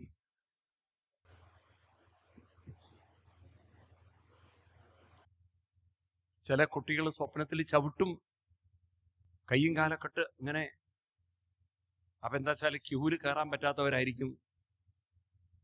അപ്പൊ ഈ തരത്തിലൊക്കെ ഉള്ള അനുഭവങ്ങളൊന്നും ഇവിടെ കൊണ്ട് തീരില്ല. ഇതെല്ലാം എങ്ങോട്ട് പോവും? മിണ്ടണില്ല. നോക്കൂ, ഇപ്പോ അടുത്ത ജന്മത്തിലേക്ക് നിങ്ങളുടെ കൂടെ വരും. മനസ്സിലായില്ലേ? ഒന്നും ഇവിടെ ഇല്ലാതാവില്ല. ആലോചിച്ച് നോക്കൂത്. അപ്പൊ ഇതൊന്നും മാറ്റാനുള്ള കഴിവില്ലേ? ഉണ്ട്. വഴി പറഞ്ഞുതരാം. ഇതൊക്കെ ഇറേസ് ചെയ്യാനുള്ള സാധനം മരുന്ന് തന്നിട്ടേ ഇവിടുന്ന് പോകുള്ളൂ. ഇതൊക്കെ നിങ്ങൾക്ക് മാറ്റിയെടുക്കാം. നിൽക്കട്ടെ. ഇനി നേരത്തെ ഞാൻ പറഞ്ഞത് ഓർക്കണം. ഓരോ കുട്ടിക്കും അവരവരുടേതായ നിറങ്ങളോടുള്ള ഇഷ്ടങ്ങളുണ്ട്, ഇഷ്ടക്കേടുകളുണ്ട്, ആളുകളോടുള്ള ഇടപെടൽ. ചില കുട്ടികൾ വേഗം എല്ലാവരോടും മിങ്കിളാവും. ചില കുട്ടികൾ ഒട്ടും പോവില്ല, അമ്മയുടെ സാരിത്തുമ്പിൽ തന്നെ പിടിച്ചു നിൽക്കും. അല്ലേ? ആണോ? ഒട്ടും. ഈവൺ അച്ഛനോട് പോലും അങ്ങോട്ട് ഫ്രീ ആവില്ല. ആണോ? അങ്ങനെയുള്ള കുട്ടികളില്ലേ? പറയൂ. എന്നാൽ ചിലർക്ക് ആര് വന്നാലും വർത്തമാനം പറഞ്ഞ് അങ്ങോട്ട് പോകും. അതിനൊരു പേടിയില്ല. അത്ര ഒരു ഫ്രീ മൈൻഡായിരിക്കും. ഈ സ്വഭാവങ്ങള്, ഈ ഇഷ്ടങ്ങള്, ഇതൊക്കെ എവിടുന്നാണ് കുട്ടിക്ക് കിട്ടിയത്? അതെല്ലാം മുൻ ജന്മങ്ങളിലുള്ളതൊക്കെ അടുത്ത ജന്മങ്ങളിലേക്ക്. അതായത് ഒരു വ്യക്തിയുടെ ശീലങ്ങളും സ്വഭാവങ്ങളും സംസ്കാരങ്ങളും ഒക്കെ പൂർവജന്മത്തിന്റെ തുടർച്ചയാണ്. എന്താ പറഞ്ഞത്? പൂർവജന്മത്തിന്റെ. ഒരു ശ്ലോകം കൂടി ഈ സന്ദർഭത്തിൽ നോക്കാം. ഗീതയിൽ 8-ാം അധ്യായത്തില് അത് മരണാനന്തര യാത്രയെക്കുറിച്ചുള്ള പെർഫെക്റ്റ് ആയിട്ടുള്ള ഒരു ഭാഗമാണ്. കൃഷ്ണൻ ഗീതയിൽ 8-ാം അധ്യായത്തിൽ പറയാം. ശരി പറഞ്ഞ സാങ്കേയോഗമാണ് അതൊക്കെ. 8-ാം അധ്യായത്തില് 6-ാമത് ശ്ലോകം. യം യം വാ വിസ്മരൻ ഭാവം ത്യജത്യന്തേ കളേവരം തം തം അവൈതി കൗന്ദേയ സദാ സദ്ഭാവ ഭാവിത. യം യം സ്മരൻ. യം യം എന്ന് പറഞ്ഞാൽ, യം യം എന്ന് പറഞ്ഞാൽ ഏതേത്, യാതൊന്ന് യാതൊന്ന്, അല്ലാതെ മുമ്മല്ല. കഴിക്കണ കാര്യമല്ല പറയുന്നത്.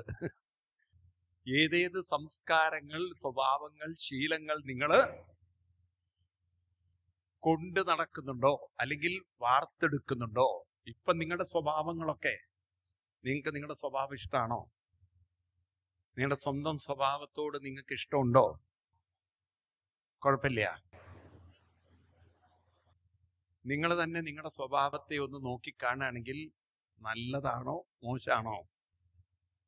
കുറച്ചുകൂടി നന്നാക്കണം എന്നൊരാഗ്രഹമുണ്ടോ? അപ്പൊ നന്നല്ല എന്നുള്ള ഉറപ്പല്ലേ? അത് നല്ലതാണെങ്കിൽ പിന്നെ നന്നാക്കേണ്ട കാര്യമില്ലല്ലോ. അപ്പൊ അത് അത്ര നല്ലതല്ലാത്തോണ്ടല്ലേ നന്നാക്കേണ്ടി വരുന്നത്. അത് ശരി. ആദ്യം പറഞ്ഞപ്പോ ഒക്കെ കയറി. അപ്പൊ നമ്മുടെയൊക്കെ ചില സ്വഭാവങ്ങളും ശീലങ്ങളും അതിൽ ചില ന്യൂനതകളും കുറവുകളും ഇല്ല ഇല്ല ഉണ്ട്. നല്ലോണം ഉണ്ട്. നല്ലോണം ഉണ്ട്. ഈ ശീലങ്ങളും സ്വഭാവങ്ങളും നിങ്ങൾ മാറ്റിയിട്ടില്ലെങ്കിൽ തം തം അവൈതി, അത് തന്നെ അടുത്ത ജന്മത്തിലേക്കും കൊണ്ടുപോകും. ഇതിൽ നിന്ന് നിങ്ങൾക്ക് രക്ഷപ്പെടാൻ പറ്റില്ല. കാരണം മനസ്സിനെ നശിപ്പിക്കാൻ ഈ പ്രപഞ്ചത്തിൽ, ശ്രദ്ധിക്കുക നിങ്ങൾ, ഉള്ളതിനെ ഇല്ലാതാക്കാൻ പറ്റില്ല. എന്താ പറഞ്ഞത്? നേരത്തെ പറഞ്ഞില്ലേ, ഇല്ലാത്തത് ഉണ്ടാക്കാനും പറ്റില്ല, ഉള്ളതിനെ നശിപ്പിക്കാൻ പറ്റില്ല. ഇത് സയൻസിന്റെ അടിസ്ഥാന തിയറിയാണെങ്കിൽ എൻ്റെ ചോദ്യം ഇതാണ്: മനസ്സ് ഉള്ളതാണോ അല്ലയോ? നമ്മുടെ ശീലങ്ങളും സ്വഭാവങ്ങളൊക്കെ ഉള്ളതാണോ ഇല്ലാത്തതാണോ? ഇല്ല അങ്ങനെയൊന്ന്.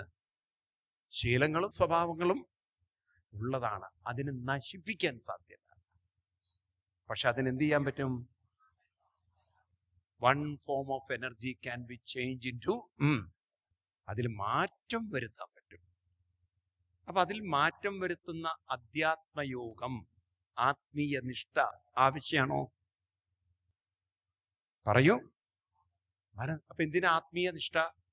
നമ്മുടെ മനസ്സിന്റെ സ്വഭാവക്രമങ്ങളെ, ശീലങ്ങളെ ഇംപ്രൂവ് ചെയ്യാൻ, കുറേയും കൂടിയും അതിനെ ഒരു ഡിഗ്നിഫൈഡ് ആക്കാൻ, പെർഫെക്റ്റ് ആക്കാൻ വേണോ വേണ്ടയോ?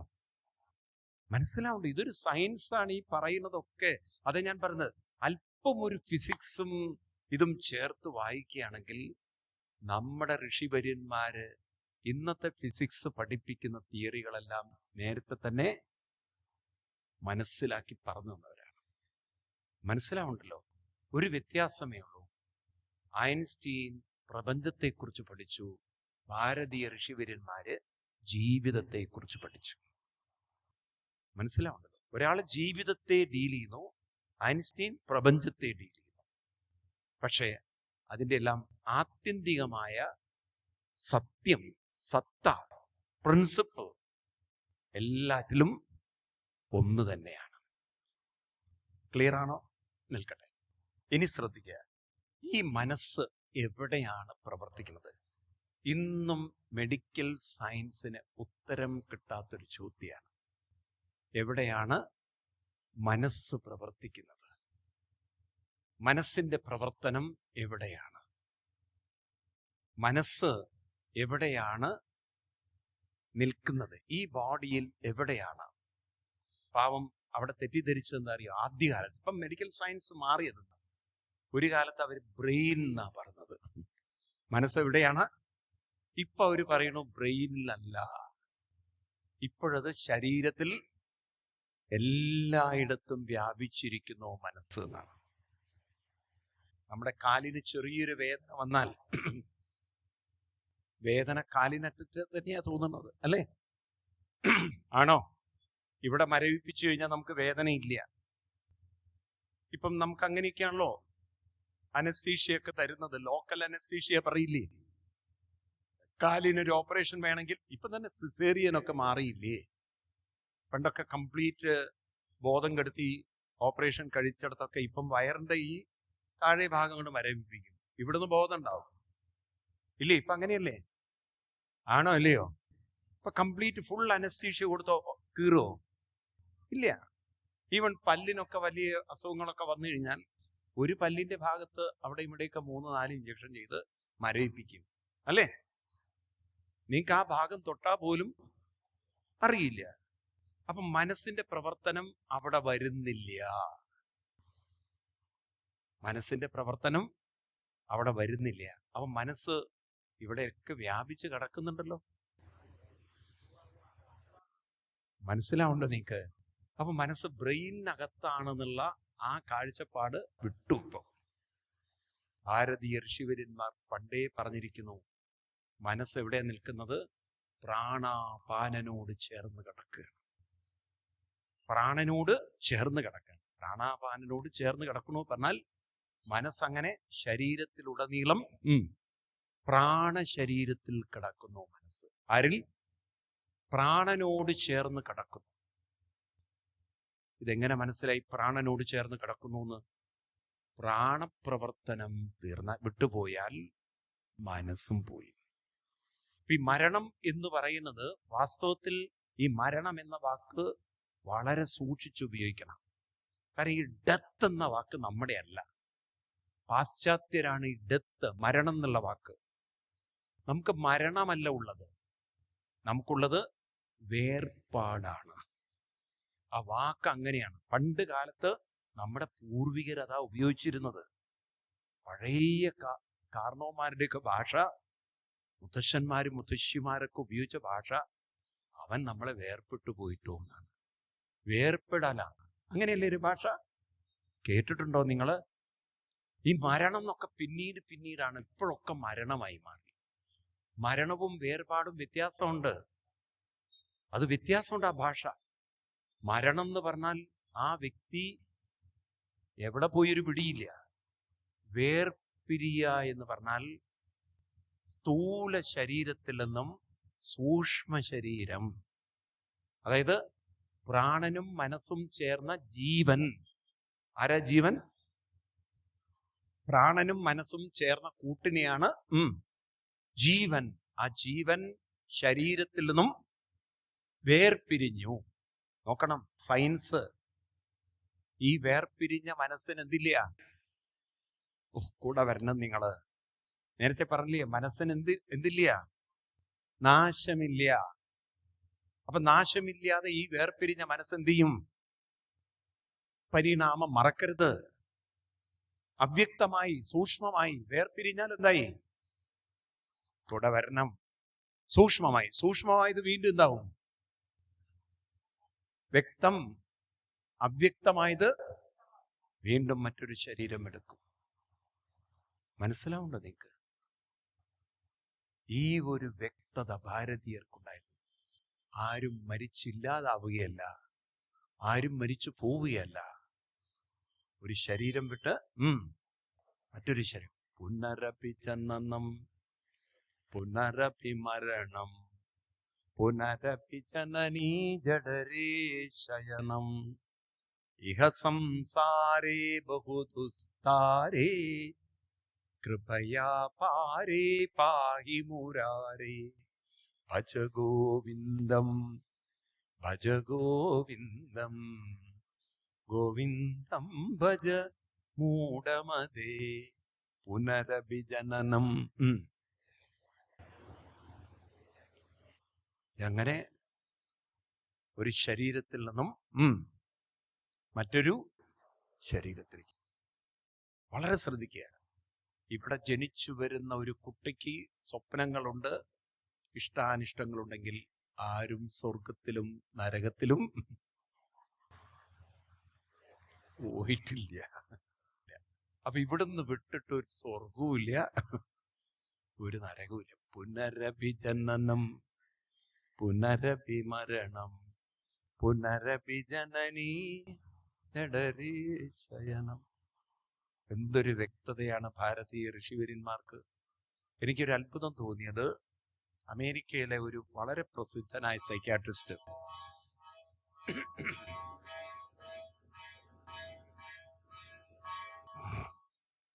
അദ്ദേഹത്തിന്റെ ഒരു പുസ്തകമുണ്ട്. ധാരാളം കേസുകൾ പഠിച്ച ഒരാളാണ്. അദ്ദേഹത്തിന് ഹിന്ദുമതമൊന്നും അറിയില്ല. പിന്നീടാണ് അദ്ദേഹം ഹിന്ദുമത സംസ്കാരങ്ങളൊക്കെ പഠിക്കാൻ തുടങ്ങിയത്. അദ്ദേഹം പേഷ്യന്റിനെ പഠിച്ച് ഹിപ്നോട്ടിസ് ഒക്കെ ചെയ്തും മറ്റും പഠിച്ചപ്പോൾ അദ്ദേഹം പറഞ്ഞു, എൻ്റെ രോഗികളിലുള്ള പലരുടെയും ചിന്തകള് ഈ ജന്മവുമായി ബന്ധപ്പെട്ടതല്ല. അപ്പൊ എനിക്ക് മനസ്സിലാവുന്നു, ഇവരേതോ ഒരു പൂർവ്വജന്മത്തിൽ നിന്നും വന്നതാണ്. One master and many life. ഒരു പുസ്തകം എഴുതി അദ്ദേഹം, ഒരു പുസ്തകം എഴുതി. അത് ഭയങ്കര ചൂടപ്പം പോലെ വിറ്റു. പിന്നീടാണ് അദ്ദേഹം പറഞ്ഞത്, ഭാരതീയ ദർശനത്തിൽ ഈ കാഴ്ചപ്പാട് നേരത്തെ അവർ കണ്ടെത്തിയിരുന്നു. അതായത് ഓരോ വ്യക്തിയും കഴിഞ്ഞ ജന്മങ്ങളുടെ ശീലങ്ങളും സ്വഭാവങ്ങളുമായിട്ടാണ് അടുത്ത ജന്മത്തിലേക്ക് പോകുന്നതെന്ന്. മനസ്സിലാവുണ്ടോ? അതുകൊണ്ടാണ് ഭാരത സംസ്കാരത്തോടും യോഗയോടും ധ്യാനത്തോടും ഒക്കെ പാശ്ചാത്യർക്ക് വളരെയധികം, കാരണം അവർക്ക് മനസ്സിലായി സ്വർഗത്തിലേക്ക് നരകത്തിലേക്ക് അല്ല പോകുന്നത്, പുനരഭി. അപ്പൊ ഇവിടെ തന്നെ നല്ല ശീലങ്ങളും സ്വഭാവങ്ങളും ഇല്ലെങ്കിൽ ഈ കെട്ട പൊട്ട സ്വഭാവവുമായി അടുത്ത ജന്മം ദുരിതം അനുഭവിക്കണം. മനസ്സിലായില്ലേ? അപ്പൊ അവർക്ക് മനസ്സിലായി, ഇത് ഇവിടെ വെച്ച് മാറ്റണം. One form of energy can be change into another form. ഇവിടെ തന്നെ സ്വഭാവങ്ങളെ ശീലങ്ങളെ നമുക്ക് പവിത്രീകരിക്കണം. മനസ്സിലായില്ലേ? മനസ്സിലാവുണ്ടോ പറയുന്നത്? ഈ തരത്തിൽ അവരൊക്കെ പരീക്ഷ. അതുകൊണ്ടാണ് നിങ്ങൾ വിദേശത്ത് പോയാൽ എത്ര യോഗാ സെന്ററുകളും ധ്യാന കേന്ദ്രങ്ങളൊക്കെ നമ്മുടെ ഭാരത സംസ്കാരം അവർ കൂടുതൽ ഉൾക്കൊള്ളുന്നുണ്ട്. അതിന്റെ പ്രധാന കാരണക്കാർ ഇസ്കോണാണ്. ഇസ്കോൺ വളരെയധികം ഇത് പ്രചരിപ്പിക്കുന്നുണ്ട്, ഗീതയൊക്കെ. നിൽക്കട്ടെ. അപ്പൊ ഇവിടെ എന്തൊക്കെയാ പറഞ്ഞത്? പഞ്ചഭൂതം, പഞ്ചജ്ഞാനേന്ദ്രിയം, പഞ്ചകർമ്മേന്ദ്രിയം, പഞ്ചപ്രാണന്മാര്, അതിൽ പ്രവർത്തിക്കുന്ന മനോ, ബുദ്ധി, ചിത്തം, അഹങ്കാരം. ഇനി ശ്രദ്ധിക്കുക, ഈ മനസ്സും ബുദ്ധിയും ചിത്തം അഹങ്കാരം എവിടുന്നാണ് ഉദ്ഭവിക്കുന്നത്? ഇതെവിടുന്നാണ് ആരംഭിക്കുന്നത്? ഇതിനൊരു ആരംഭം ഉണ്ടാവണ്ടേ? ഇതെവിടുന്നെങ്കിലും പരിണാമം ഉണ്ടാവണമെങ്കിൽ അതിനൊരു എസൻസ് ഉണ്ടാവണ്ടേ?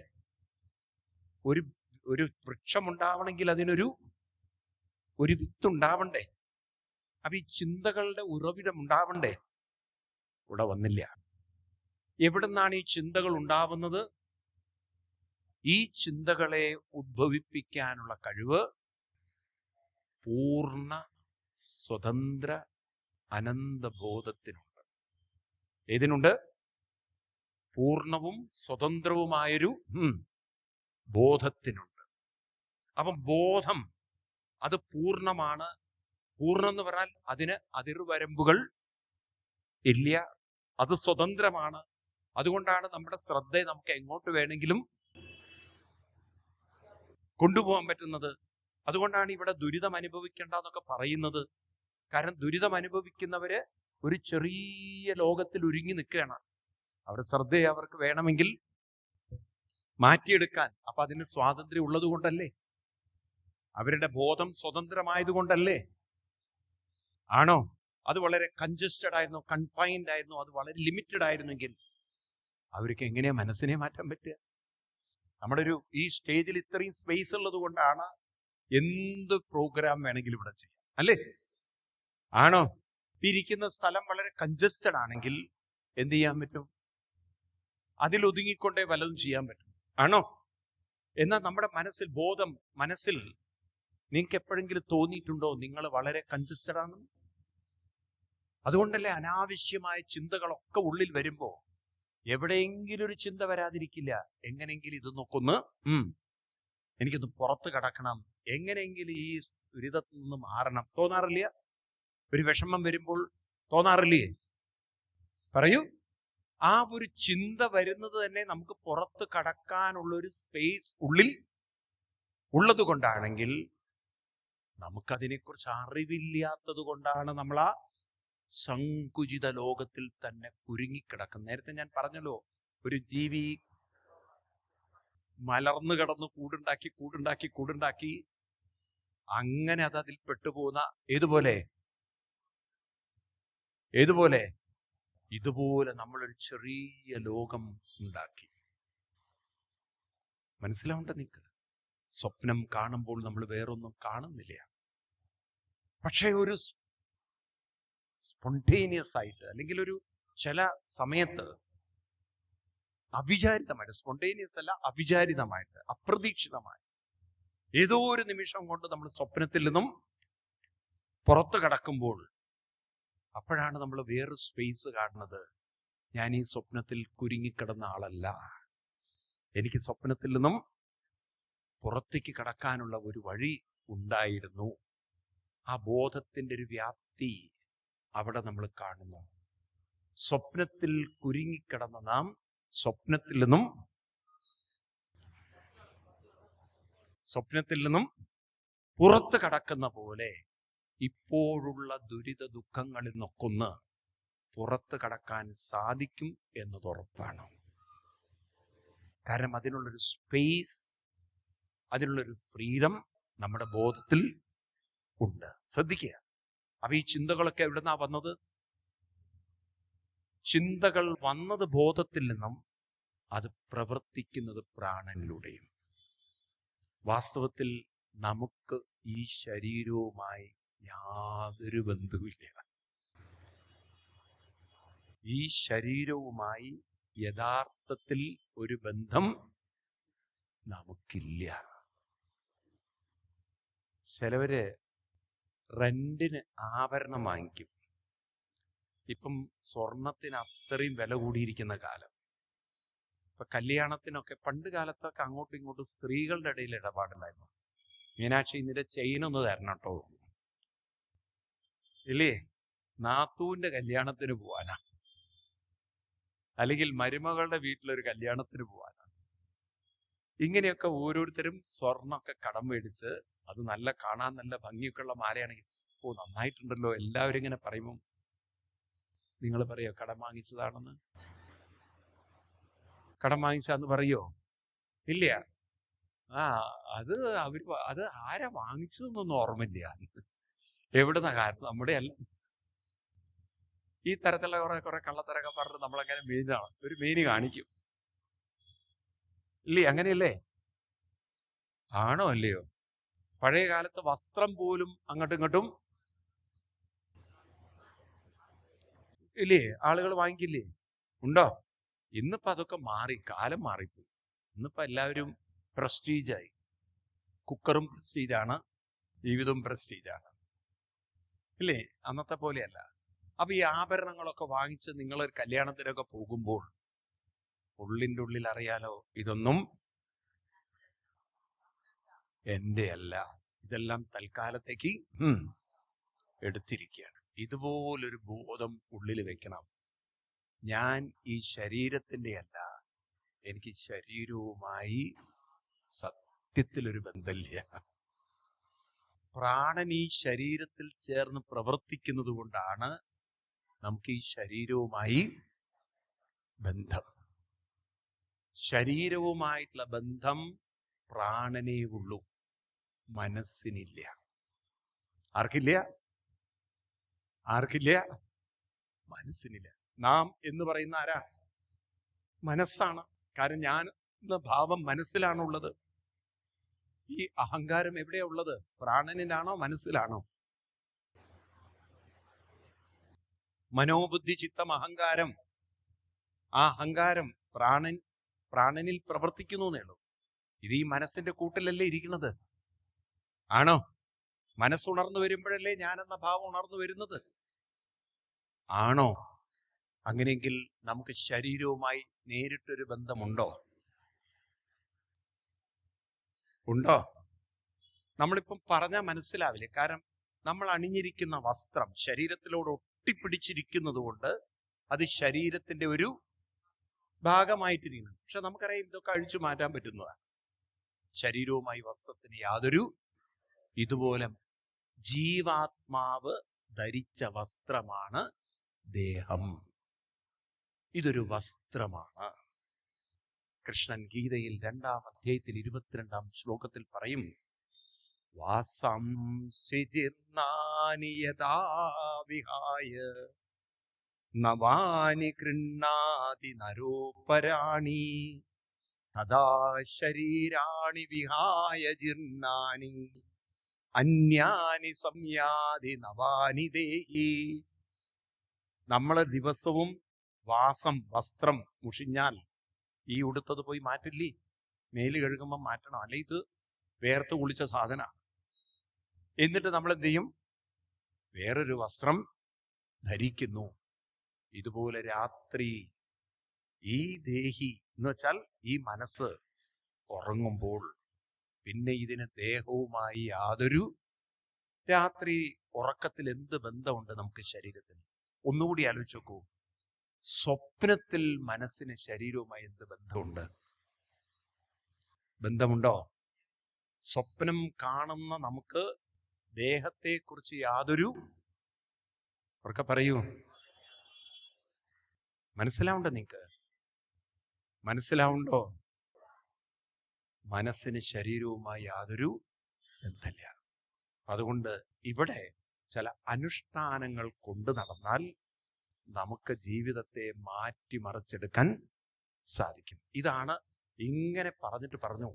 അപ്പം 24 തത്വങ്ങൾ, 5 പഞ്ചഭൂതം, 5 ജ്ഞാനേന്ദ്രിയം, 5 കർമ്മേന്ദ്രിയം, 5 പ്രാണൻ, മനോബുദ്ധി ചിത്തം അഹങ്കാരം, ഇതെല്ലാം നമ്മൾ നോക്കിക്കഴിഞ്ഞാൽ ഒരു അനന്തമായ ബോധത്തിൽ നിന്ന് മനോബുദ്ധി ചിത്തം അഹങ്കാരം വരുന്നു. പ്രപഞ്ച ഊർജത്തിൽ നിന്നും, യൂണിവേഴ്സൽ എനർജിയിൽ നിന്നും പഞ്ചഭൂതങ്ങൾ പ്രകടമാവുന്നു. അപ്പൊ ഈ പഞ്ചഭൂതങ്ങളെല്ലാം പ്രപഞ്ചോർജത്തിലേക്കും ഈ മനസ്സും ബുദ്ധിയും ചിത്തം അഹങ്കാരം എല്ലാം ബോധ ഊർജത്തിലേക്കും. അപ്പൊ ഇവിടെ 2 ഊർജങ്ങളാണ് ഉള്ളത്. ഇത് മോഡേൺ സയൻസ് ഇപ്പോഴാണ് ക്രമേണ പറഞ്ഞു വരുന്നത്. ഒരു നിരീക്ഷക ഊർജമുണ്ട്, ഒരു നിരീക്ഷിക്കപ്പെടുന്ന ഊർജവുമുണ്ട്. ഒരു നിരീക്ഷകനാകുന്ന ബോധ ഊർജവുമുണ്ട്, ഒരു നിരീക്ഷിക്കപ്പെടുന്ന പ്രപഞ്ചോർജവുമുണ്ട്. നിരീക്ഷകൻ ബോധമാണ്, നിരീക്ഷിക്കപ്പെടുന്നത് പ്രപഞ്ചമാണ്. മനസ്സിലായില്ലേ? അപ്പൊ ഈ രണ്ട് വാക്കുകൾ ഇന്ന് സയൻസ് പറയുന്നു. എന്നാൽ ഭാരത ഋഷിവര്യന്മാര് പറഞ്ഞു, പ്രപഞ്ചം പ്രപഞ്ചോർജത്തിൽ നിന്നും, മനസ്സ് ബോധ ഊർജത്തിൽ നിന്നും വന്നു. പൂർണ്ണമത പൂർണ്ണമിതം, അതും പൂർണ്ണം ഇതും പൂർണ്ണം. അത് എന്നതുകൊണ്ട് അർത്ഥമാക്കുന്നത് പ്രപഞ്ചം പൂർണ്ണമാണ് എന്ന് പറഞ്ഞാൽ പൂർണ്ണമായ ഒരു പ്രപഞ്ചോർജത്തിൽ നിന്നാണ് ഈ പ്രപഞ്ചത്തിലുള്ള ഗ്രഹങ്ങളും നക്ഷത്രങ്ങളും എല്ലാം പറയൂ വരുന്നത്. അതുപോലെയാണ് നമ്മുടെ ശരീരവും. ഇത് പ്രപഞ്ചോർജത്തിന്റെ ഭാഗമാണ്. ഏത്? ഈ പ്രപഞ്ചം എന്ന് പറയുമ്പോൾ തന്നെ മനസ്സിലാക്കണം, പ്രപഞ്ചം, പഞ്ച്, അഞ്ച്, അതൊക്കെ പ്രപഞ്ചത്തിന്റെ ഭാഗമാണ്. എന്നാൽ ഈ മനോബുദ്ധി അഹങ്കാരങ്ങളൊക്കെയോ അത് ബോധ ഊർജത്തിന്റെ ഭാഗമാണ്. ഏത് ഊർജത്തിന്റെ? അപ്പൊ അതും പൂർണ്ണം ഇതും പൂർണ്ണം. പൂർണ്ണാത് പൂർണ്ണമുദശ്യതേ പൂർണ്ണസ്യ പൂർണ്ണമാദായ പൂർണ്ണമേവാവശിഷ്യ. അപ്പൊ നമ്മൾ ആരാണ് വാസ്തവത്തിൽ? പൂർണ്ണ ഊർജത്തിൽ നിന്നും വന്നവരാണ്. പൂർണ്ണമായ ബോധ ഊർജത്തിൽ നിന്നും അതിൻ്റെ ഒരു അംശമാണ് നമ്മള്. ഞാൻ പൂർണ്ണ സ്വതന്ത്രമായ ബോധത്തിന്റെ ഒരു അംശമാണ്. ഈ ബോധം നമ്മളിൽ ഉറപ്പിക്കണം. ഞാൻ ആര്? ഞാൻ ആരാണ്? പൂർണ്ണമായ സ്വതന്ത്രമായ ബോധത്തിന്റെ ഉറക്കെ പറയൂ, ഒരംശമാണ്. ഞാൻ എന്തിനാ ഈ ഭൂമിയിൽ വന്നത്? പൂർണ്ണതയിലേക്ക് എത്തിച്ചേരാൻ. കാരണം എവിടെ നിന്നാണോ ആരംഭിച്ചത് അവിടെ എത്തണം. അപ്പൊ പൂർണ്ണമായ ഒരു, നോക്കൂ, പ്രപഞ്ചം പൂർണ്ണമാണ്, നേരത്തെ പറഞ്ഞു. അതുകൊണ്ടല്ലേ ഐൻസ്റ്റീൻ പറഞ്ഞ എനർജിയിൽ നിന്ന് വന്നത് വീണ്ടും എനർജിയിലേക്ക് പോകുന്നു എന്ന് പറയുന്നത് പോലെ ബോധത്തിൽ നിന്നും വന്നത് ഉറക്കെ പറയൂ, ബോധത്തിലേക്ക് തിരിച്ചെത്തണം. അവിടെ എത്താൻ സാധിക്കുന്നവർക്ക് ഇനിയൊരു പുനർജന്മത്തിന്റെ ആവശ്യം ഉണ്ടാവില്ല. ഗീത 8:16. ഇതൊക്കെ ഗീതാ പുസ്തകം കൂടി ചേർത്ത് വായിക്കുമ്പോൾ വേഗം മനസ്സിലാവും. ആ ബ്രഹ്മഭുവനാലോക പുനരാവർത്തി അർജുന. ഹേ അർജുന, ഈ പ്രപഞ്ചം എന്ന് പറയുന്നത് പുനരാവർത്തിയാണ്. നിങ്ങളൊന്നും വിചാരിക്കണ്ട. നോക്കൂ, വളരെ ശ്രദ്ധിക്കൂ. ഇവിടെ നിങ്ങൾ അലസരായി ജീവിച്ചാൽ, ഇവിടെ നിങ്ങൾ തോന്നിയതുപോലെ ജീവിച്ചാൽ തീരില്ല പ്രശ്നം. കാരണം നിങ്ങളുടെ ശീലങ്ങളും സ്വഭാവങ്ങളും ഒക്കെ അടുത്ത ജന്മം നിങ്ങൾ അനുഭവിക്കണം. കാരണം നിങ്ങൾ അതാ കൊണ്ടു നടക്കുന്നത്. മനസ്സിലായില്ലേ? ഇവിടം കൊണ്ടതൊന്നും നശിക്കില്ല. കാരണം ഉള്ളതിനെ നശിപ്പിക്കാൻ അവർക്ക് പറയൂ സാധ്യത. എന്നാൽ ഉള്ളതിന് എന്ത് ചെയ്യാം?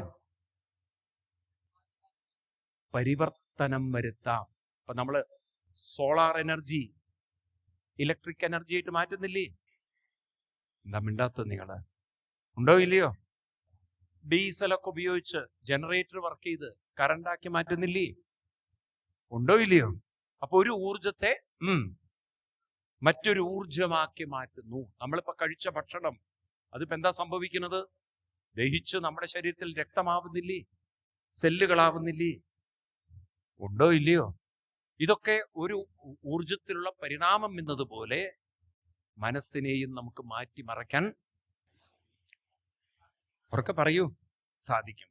അങ്ങനെ സാധിച്ചിട്ടില്ലെങ്കിൽ അതേ സ്വഭാവങ്ങളുമായി നമ്മൾ തിരിച്ചു. ആ ബ്രഹ്മഭുവനാലോക പുനരാവർത്തി അർജുന. ഇതൊന്നും ആത്യന്തികമായി നശിക്കുകയല്ല, പുനഃ ആവർത്തി. ഇത് വീണ്ടും വന്നുകൊണ്ടേയിരിക്കും, തിരിച്ചു വന്നുകൊണ്ടേയിരിക്കും. മനസ്സിലാവുണ്ടല്ലോ? എന്നാൽ മാമുപേത്യതു കൗന്ദേയ. മാം എന്ന് പറഞ്ഞാൽ പൂർണ്ണബോധം എന്നർത്ഥത്തിൽ. ആ പൂർണ്ണബോധത്തിലേക്ക് ഉപേത്യ ആരാണോ അനുഷ്ഠാനത്തിലൂടെ എത്തിച്ചേരുന്നത്, പുനർജന്മം ന വിദ്യതേ. എന്തുണ്ടാവില്ല? പുനർജന്മം ഉണ്ടാവില്ല. എന്ന് പറഞ്ഞാൽ എന്താണ്? അവരെവിടെ എത്തിച്ചേർന്നു? പൂർണ്ണതയിലെത്തിയാൽ പിന്നെ എന്ത് പുനർജന്മം? അവരെത്തേണ്ട പോയിന്റിൽ എത്തിക്കഴിഞ്ഞു. മനസ്സിലാവുണ്ടോ? അപ്പൊ മനുഷ്യൻ എന്തിനാ ഭൂമിയിൽ വന്നത്? പൂർണ്ണതയിലേക്കുള്ളൊരു യാത്രയാണ് ജീവിതം. പഠിക്കണം. ഞാൻ എന്തിനാ വന്നത്? ഞാൻ ആരുടെയോ ദുഃഖങ്ങളോ ദുരിതങ്ങളോ ആരുടെയോ ദുഷ്ടത്തരങ്ങളോ അനുഭവിക്കാനല്ല. ഞാൻ ആരോടോ ബന്ധമുണ്ടാക്കി ഇവിടെ കെട്ടിപ്പിടിച്ചിരിക്കാനല്ല. ഒന്നിനെ എനിക്ക് കെട്ടിപ്പിടിച്ചിരിക്കാൻ പറ്റില്ല. കാലം ഒന്നും കെട്ടിപ്പിടിച്ചിരിക്കാൻ നമ്മളെ അനുവദിക്കില്ല. കാരണം കാലം എന്ന് പറഞ്ഞാൽ എന്താണ്? ഒന്നും പിടിച്ചിരിക്കാൻ കാലം നമ്മളെ ഈ ശരീരം പോലും പിടിച്ചിരിക്കാൻ പറ്റില്ല. ഇതും കൈവിട്ടുകൊണ്ടിരിക്കുകയാണ്. ഞാൻ ഈ ഭൂമിയിൽ എന്തിനാ വന്നത്? പൂർണ്ണതയിലേക്കുള്ള ഒരു പ്രയത്നമാണ് ജീവിതം. What is life? പൂർണ്ണതയിലേക്കുള്ള ഒരു യാത്രയാണ് ജീവിതം. എന്തൊരു വ്യക്തതയാണ് നോക്കൂ നിങ്ങൾ. ക്ലിയർ അല്ലേ ജീവിതത്തെ കുറിച്ച്? കാരണം ഞാൻ വന്നത് പൂർണ്ണതയിൽ നിന്നാണ്. എനിക്ക് തിരിച്ചെത്തേണ്ടതും പൂർണ്ണതയെ. ഉള്ളതിനെ നശിപ്പിക്കാൻ സാധ്യല്ല. അതുകൊണ്ട് ഞാൻ പൂർണ്ണതയിലേക്ക് എത്തിയിട്ടില്ലെങ്കിൽ ഇതേ ശീലങ്ങളും സ്വഭാവങ്ങളും അടുത്ത ജന്മവും എന്നെ വേട്ടയാടും. ഒരു ദൈവത്തെ വിളിച്ച് കരഞ്ഞിട്ടും കാര്യമൊന്നുമില്ല. മനസ്സിലാവുണ്ടോ? വലിയൊരു ഉത്തരവാദിത്വം ഉണ്ടോ നമുക്ക്? ഉണ്ടോ? മനസ്സിലാവുണ്ടോ? ഇതൊക്കെ മനസ്സിലായി എവിടെ ആത്മഹത്യ? നിങ്ങളൊന്ന് ആലോചിച്ച് നോക്കൂ. ഇത് പഠിച്ച നിങ്ങൾക്ക് ആത്മഹത്യ ചെയ്യാൻ പറ്റില്ല. കാരണം ആത്മഹത്യ ചെയ്തിട്ടും കാര്യമില്ല. ആ ദുഷിച്ച മനസ്സുമായി വീണ്ടും ഒരു ജന്മം. മനസ്സിലാവുണ്ടോ നിങ്ങൾക്ക്? താൻ നിരന്തരം ചെയ്യുന്നത് അനുഭവിക്കണം. വേറൊരാൾക്കതിലൊന്നും ചെയ്യാനില്ല. ഇതിനൊന്നും ദൈവത്തെ പഴി പറഞ്ഞിട്ട് യാതൊരു പറയൂ ഒരു കാര്യമില്ല. അപ്പൊ പിന്നെ എന്തിനാ ആത്മഹത്യ ചെയ്തോ? ദുരിതങ്ങളുണ്ടോ? നന്നായി. നേരത്തെ വിതുരം പറഞ്ഞ പോലെ തീർത്ഥാടനം ചെയ്യാനൊരു ഭാഗ്യം കിട്ടിയല്ലോ. മനസ്സിലായില്ലേ?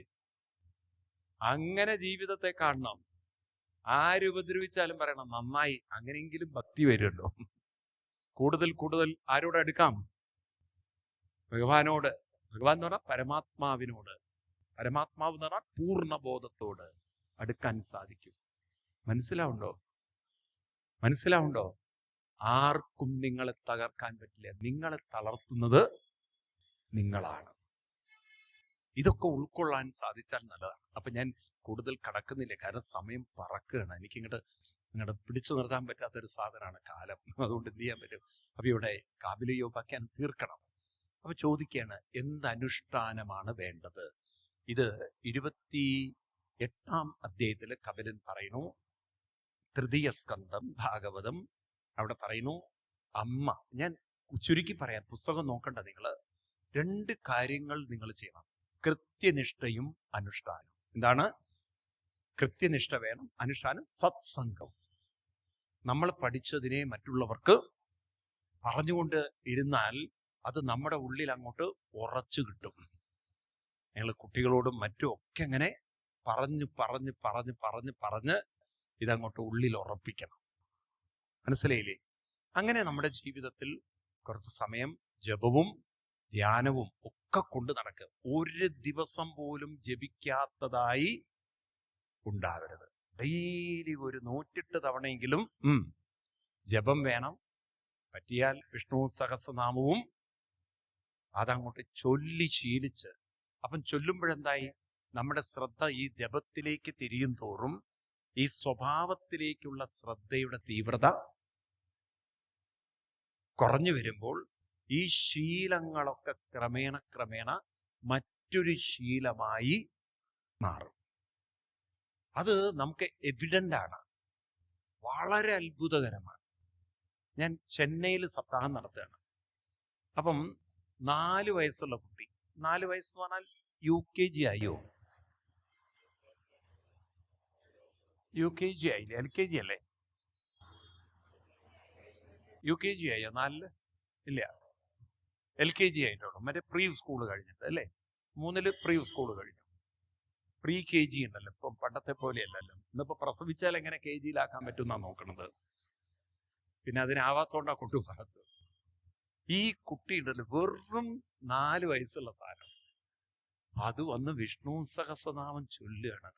ബൈഹാർട്ട് പറഞ്ഞു ഓം വിച്ചും വിശ്വകാരോ വീത ബോധ ഉച്ചാരണമൊക്കെ നമുക്കറിയാലോ, ആ കുട്ടികളുടെ ഉച്ചാരണം. എങ്ങനെ ഇത് പതിഞ്ഞു കിട്ടി? എന്നാ ഇവിടെ എത്ര പേരുണ്ട് ഏറെ ഉള്ളിലേക്ക്? അപ്പം അത് ഏതോ ജന്മത്തിൽ അതെല്ലാം പഠിച്ചങ്ങനെ ഉള്ളിൽ വെച്ചത് ഈ ജന്മം വരുമ്പോൾ മറക്കാതെ ചൊല്ലാൻ പറ്റണം. മനസ്സിലാവുണ്ടല്ലോ? ഗീതയിൽ 6-ാം അധ്യായത്തില് 40-ാം ശ്ലോകം കൃഷ്ണൻ പറയും, നഹി കല്യാണകൃത് ദുർഗതിം താത ഗച്ഛതി. ആരാണോ ഇവിടെ കല്യാണകൃത്, 6-ാം അധ്യായം ഗീതയില് 40. നഹി എന്താണ്? നഹി സോറി, ആ ശ്ലോകം ചൊല്ലു.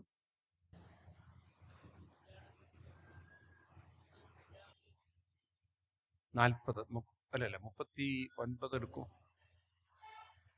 നഹി കല്യാണക ദുർഗതിം താത ഗച്ഛതി, സെക്കൻഡ് ശ്ലോകാണ്. പാർത്ഥ നൈവേഹനാമുത്ര വിനാശത്തസ്യ വിദ്യതേ. അത് എത്രാമത്തെ ശ്ലോകം? എന്നെ എന്തിനാ വഴിതെറ്റിക്കുന്നത് ഇദ്ദേഹം? ഞാൻ 40 പറഞ്ഞു, ഇദ്ദേഹം വേറെ ഏതോ ശ്ലോകം ചൊല്ലി. ഞാൻ പറഞ്ഞു എനിക്കെന്തോ തെറ്റുപറ്റി. പൊതുവെ എൻ്റെ ബ്രെയിൻ അങ്ങനെ എന്നെ വഴിതെറ്റിക്കാറില്ല.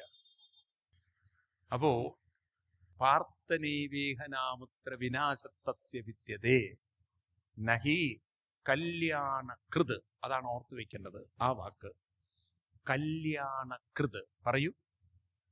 കല്യാണകൃത് എന്ന് പറഞ്ഞാൽ ആരാണ്? കല്യാണം ചെയ്തവരോ?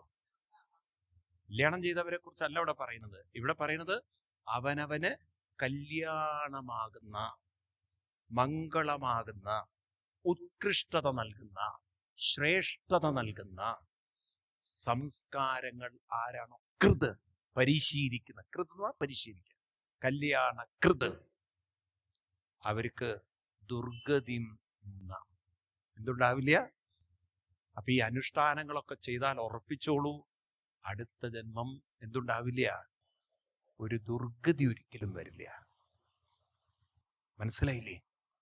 അതായത് സമ്പത്ത് കാലത്ത് തൈപത്ത് വെച്ചാൽ നമ്മുടെ കൂടെ ഉണ്ടാവും. കാവത്ത് തിന്നാന്നല്ല, ഇത് കാവത്ത് കൃഷി ചെയ്യുന്ന കാര്യമാണോ പറയുന്നത്?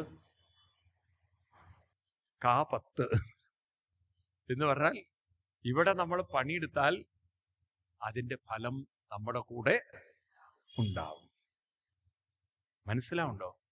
വെറുതെ കളയരുത് ദിവസം. എണീക്കണം, കാലത്ത് ജപിക്കണം. ആർക്ക് വേണ്ടി? ഓർക്കണം, ഈ വേണ്ടാത്ത സ്റ്റഫും കൊണ്ട് പോണം അടുത്ത ജന്മം. എന്തിനു കൊണ്ടുപോകണം? ഇതിവിടെ മാറ്റണം. അതിനാണ് ഞാൻ ജപിക്കുന്നത്. മനസ്സിലാവുണ്ടോ? ഇതൊന്ന് ഉള്ളിൽ കയറിക്കഴിഞ്ഞാൽ പിന്നെ നിങ്ങളെ പിടികിട്ടില്ല. ആരാ? നിങ്ങൾക്ക് കത്തി വെടിമരുന്നിന് തീ കൊടുക്കുന്ന പോലെ ആത്മീയത ഒരിക്കൽ വ്യക്തമായി കഴിഞ്ഞാൽ പിന്നെ നിങ്ങളെ ആർക്കും പുറകോട്ട് വലിക്കാൻ അതില്ല. കാരണം നിങ്ങൾക്ക് അത്ര വ്യക്തതയാണ്. നിങ്ങളോട് പിന്നെ ആരും എണീക്കാൻ പറയണ്ട, നിങ്ങൾ എണീറ്റു പോകും. കാരണം നിങ്ങൾക്ക് ആ ഉത്തരവാദിത്വം, നിങ്ങൾക്ക് ആ ഒരു തിരിച്ചറിവ് കൂടി. കാരണം ഇതൊരു യാത്രയാണ്, പൂർണ്ണതയിലേക്ക് എത്തണം. മനസ്സിലായില്ലേ? അപ്പൊ ഇതൊക്കെ പറഞ്ഞപ്പോ അമ്മ ഒരു ചോദ്യം ചോദിക്കുകയാണ്. നമ്മള് സാധാരണ രീതിയിൽ നേരത്തെ പറഞ്ഞില്ലേ, വേർപെട്ടു പോയാൽ ഇനിയും ഒരു ജന്മം നമുക്ക് ഉണ്ടല്ലോ, വരണമല്ലോ.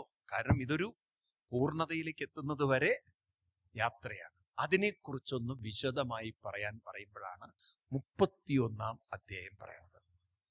ഈ 31-ാം അധ്യായം ഇനിയൊരു ജീവിതം എടുക്കുമ്പോൾ എങ്ങനെയൊക്കെ ആയിരിക്കും, ഇത് വളരെ ശ്രദ്ധിക്കേണ്ട ഒരു അധ്യായം. ഗൈനക്ക് അങ്ങനെ തന്നെ എഴുതി വെച്ചിരിക്കുകയാണ്, ഗൈനക്കോളജി. ഇത്രയും ഡീറ്റെയിൽ ആയിട്ട് കപിലൻ എങ്ങനെ മനസ്സിലാക്കി നമുക്കറിയില്ല. 31-ാം അധ്യായം എടുത്ത് നോക്കൂ നിങ്ങൾ. അതായത് ഒരാള് മരിക്കുക. എന്താണ് മരണം? മരണം എന്നല്ല ഞാൻ പറഞ്ഞു, ആ വാക്കിന്റെ ശരിക്കുള്ള വാക്ക്, അതിന് പറയുന്ന വാക്ക് വേർപിരിയല. ശ്രദ്ധിക്കണേ, എങ്ങനെയാണ് ഈ വേർപിരിയലൊക്കെ വരുന്നത്? ഇത് വളരെ ശ്രദ്ധിക്കണം, പ്രായമുള്ളവർ പ്രത്യേകിച്ച്. അതായത് കാലം ഇതിനൊരു സമയം നിശ്ചയിച്ചിട്ടുണ്ട്, ഒരു സമയം നിശ്ചയിച്ചിട്ടുണ്ട്. അപ്പൊ ആ സമയമാകുമ്പോൾ ഇതിൽ നിന്നും മനസ്സ് വേർപെട്ടു പോണം, വേർപിരിഞ്ഞു പോണം. മനസ്സ് എങ്ങനെയാ വേർപിരിഞ്ഞു പോണത്? ശ്രദ്ധിക്കണം. എങ്ങനെയാണ് വേർപിരിയൽ എന്ന് വെച്ച് കഴിഞ്ഞാൽ, മരണസമയം അടുത്തു എന്ന് ബോധ്യപ്പെട്ടു കഴിഞ്ഞാൽ അത് നമ്മുടെ ഈ മനസ്സിന് ബോധ്യം വരും. അപ്പോഴെന്താവും? പ്രാണന്റെ ജോലിയാണ് വ്യാപിച്ചു കിടക്കുന്ന ആ മനസ്സിനെ അതങ്ങോട്ട് മുകളിലേക്ക് വലിക്കാൻ തുടങ്ങും. മരണം എന്നുള്ള വാക്ക് ഞാൻ ഉപയോഗിക്കുന്നത് നിവൃത്തികേട് കൊണ്ടാണ്. ശരിക്കും ഉപയോഗിക്കേണ്ട വാക്ക് വേർപാട്. അപ്പൊ ആ വേർപാട് സമയത്ത് പ്രാണന്റെ ചലനം മുകളിലേക്കായിരിക്കും. അതുകൊണ്ടാണ് മരിക്കുന്ന ആളുകൾ ശ്വാസം മുകളിലേക്ക് വലിച്ചിട്ടാ മരിക്കുക. ആരെങ്കിലും മരണം അടുത്ത് കണ്ടവരുണ്ടോ? ഉണ്ടോ? വലിക്കില്ലേ മുകളിലേക്ക്? ആണോ? അങ്ങനെയാണ് മരിക്കുക. അപ്പൊ വളരെ ശ്രദ്ധിക്കൂ. പ്രായാവും തോറും നിങ്ങൾ നിവർന്നിരുന്ന് ശീലിക്കണം. എന്തിനാന്നറിയോ? പ്രാണന് ബലം കൊടുക്കാതിരുന്നാൽ എന്തു പറ്റുമെന്നറിയോ? അപാനന്റെ ബലം കൂടിപ്പോകും. അപാനൻ താഴെയുള്ളത്. അപാനന്റെ ബലം കൂടിക്കഴിഞ്ഞാൽ പ്രാണൻ അങ്ങോട്ട് വലിച്ചെടുക്കാൻ പറ്റില്ല മനസ്സിനെ. രണ്ട് പുള്ളിങ് പവർ, ഒന്ന് പുള്ളിങ്ങും ഒന്ന് പുഷിങ്ങും. ഇവിടെ പ്രാണൻ പുള്ള് ചെയ്യണം, അപാനൻ പുഷ് ചെയ്യണം. ഗ്രാവിറ്റി. അപ്പൊ ഈ അപാനന്റെ ശക്തി കൂടിക്കഴിഞ്ഞാൽ മനസ്സിനെ വിട്ടുകൊടുക്കില്ല അപാനൻ. അപ്പൊ ഇവിടെ കടന്ന് നരകിക്കണം. അതുകൊണ്ടാണ് അവസാനം കൊണ്ട് വെന്റിലേറ്ററിലിട്ട് കൊല്ലുന്നത്. മനസ്സിലാവുണ്ടല്ലോ? പോവേണ്ട സമയത്ത് പോവാൻ പറ്റില്ല. കാരണം ഈ അപാനൻ നമ്മളെ ഇവിടെ ഇങ്ങോട്ട് പിടിച്ചു വെച്ച് കളയും. ഇത് ഞാൻ പറയുന്നതല്ല, കൃഷ്ണൻ ഗീതയിൽ പറയുന്നതാണ്. മരിക്കാൻ ഒരു ബുദ്ധിമുട്ടില്ലാതെ മരിക്കണം എന്നുണ്ടെങ്കിൽ ഗീതയിൽ 8-ാം അധ്യായത്തിൽ 12-ാം ശ്ലോകം എടുക്കുക. 12 or 13 ആയിരിക്കും, കൃത്യം എനിക്ക് ഓർമ്മയില്ല ആ ശ്ലോകം.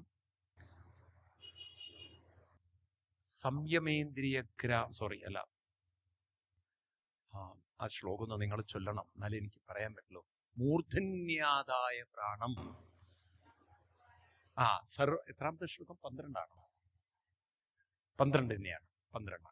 സർവദ്വാരാണി സംയമ്യ. ദിവസവും എന്ത് ചെയ്യണം വെച്ചാൽ കുറച്ചു നേരം എല്ലാ ഇന്ദ്രിയങ്ങളും അടക്കിയിട്ട്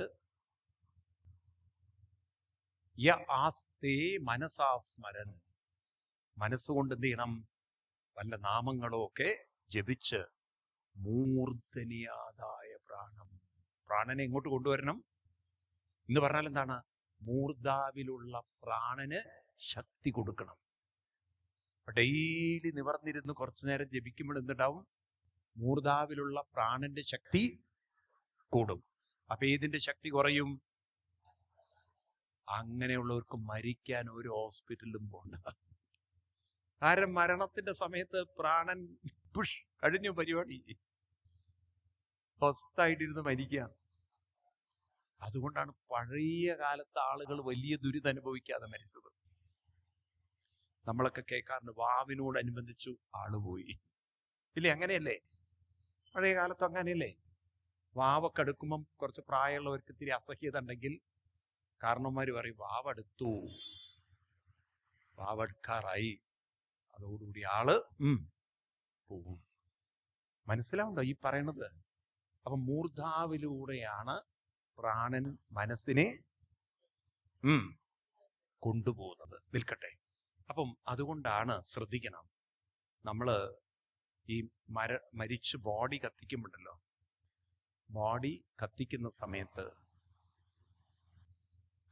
സമയത്ത് ആദ്യം എവിടെ തീ കൊടുക്കുക? ഏത് ഭാഗത്താ തീ കൊടുക്കുക? കാൽഭാഗത്താണ് അല്ലേ? അത് കഴിഞ്ഞാൽ തലയുടെ ഭാഗത്താണ്. കാൽഭാഗം കഴിഞ്ഞാൽ എന്നിട്ടാണ് മറ്റു ഭാഗങ്ങൾ. അതിൻ്റെ ഒരു സമ്പ്രദായ പ്രകാരം ചെയ്യുന്നത്. ഇപ്പൊ ഒക്കെ പോയി. ഇപ്പൊ എവിടെയെങ്കിലുമൊക്കെ തീ കൊടുത്തിട്ട് തീർന്ന് ഭണ്ഡാരം പോയാൽ മതി എന്നുള്ളതാണ്. ഇന്നിപ്പോ അങ്ങനെ ഒരു ഉപദ്രവ രീതിയിലല്ലേ ഇതൊക്കെ മനുഷ്യൻ കാണുന്നത്. ആർക്ക് ആത്മാർത്ഥത ഉണ്ടോ? എങ്ങനെങ്കിലും ശല്യം തീർന്ന് കത്തിച്ച് തീർന്ന് കഴിഞ്ഞു പോയി. അങ്ങനെയല്ലേ ഇപ്പൊ പോയി, കാലം മാറിപ്പോയി. പണ്ട് അതിനൊക്കെ ഒരു സമ്പ്രദായവും ചിട്ടയും ഒക്കെ ഉണ്ടായിരുന്നു. അപാനൻ, പ്രാണൻ, ഇതിനെ രണ്ടിനെയും പ്രതിനിധീകരിച്ചുകൊണ്ടാണ് തീ കൊളുത്തുന്നത്. ശവം കത്തിക്കുന്നതിന് മുമ്പ് കുടത്തിലെ വെള്ളം കത്തിച്ചു കഴിഞ്ഞാൽ അങ്ങോട്ട് ഒരു കുടം കൊണ്ട് പൊട്ടിക്കും ഇല്ലേ? എന്തിനാത്? ആ വെള്ളം ചോർന്നു പോവുകയി. ശരീരമാകുന്ന കുടം, ഈ മൺകുടം പൊട്ടി. പ്രാണൻ യാത്രയിലാണ്. ജലത്തിലൂടെ പ്രാണൻ യാത്ര. ഏതിലൂടെ? ജലത്തിലൂടെ. ഡാർവിൻ ജലത്തിലൂടെയാണ് പരിണാമം എന്ന് കണ്ടുപിടിച്ചത്. നമ്മുടെ പൂർവികർ പറയുന്നു, ശ്വേതജം, അണ്ഡജം, ജരായുജം, ഉദ്ബീജം. ജീവന് പ്രകടമാവണമെങ്കിൽ ജലം വേണം. ശ്വേതം എന്ന് പറഞ്ഞാൽ ഈർപ്പം, വെള്ളമല്ലേ? അണ്ഡം എന്ന് പറഞ്ഞാൽ, അണ്ട എന്ന് പറഞ്ഞാൽ മുട്ട. പല്ലിയുടെ മുട്ടയിലും കോഴിയുടെ മുട്ടയിലും അതിൻ്റെ ഉള്ളിൽ വെള്ളമാണ്. ഇനി ബീജം, പട്ടിയായാലും പൂച്ചയായാലും മനുഷ്യനായാലും ബീജവും ജലമാണ്. ഇനി വിത്തിനകത്തും ഈർപ്പം വേണം. വിത്ത് വറുത്തു കഴിഞ്ഞാൽ പിന്നെ ഒരിക്കലും മുളയ്ക്കില്ല. കാരണം അതിലെ വിത്ത് വറുത്തു കഴിഞ്ഞാൽ എന്ത് സംഭവിക്കും? അതിലുള്ള ഈർപ്പം പോയി. അതോടുകൂടി ജീവന് നിലനിൽക്കാം. അപ്പൊ ജീവൻ നിലനിൽക്കണമെങ്കിൽ എന്ത് വേണം? അതായത് ജീവൻ എന്ന് പറഞ്ഞാൽ മനസ്സും പ്രാണനും ചേർന്നതിനെയാണ് ജീവൻ എന്ന് പറയുന്നത്. അപ്പൊ പ്രാണന് നിലനിൽക്കണമെങ്കിൽ എന്ത് വേണം? ഈ ശരീരത്തിലെ മാംസം എന്ന് പറയുന്നത് ജലമാണ്. നമ്മുടെ ഈ മസിൽസുകളും ഈ മാംസവും ഒക്കെ എന്താണ്?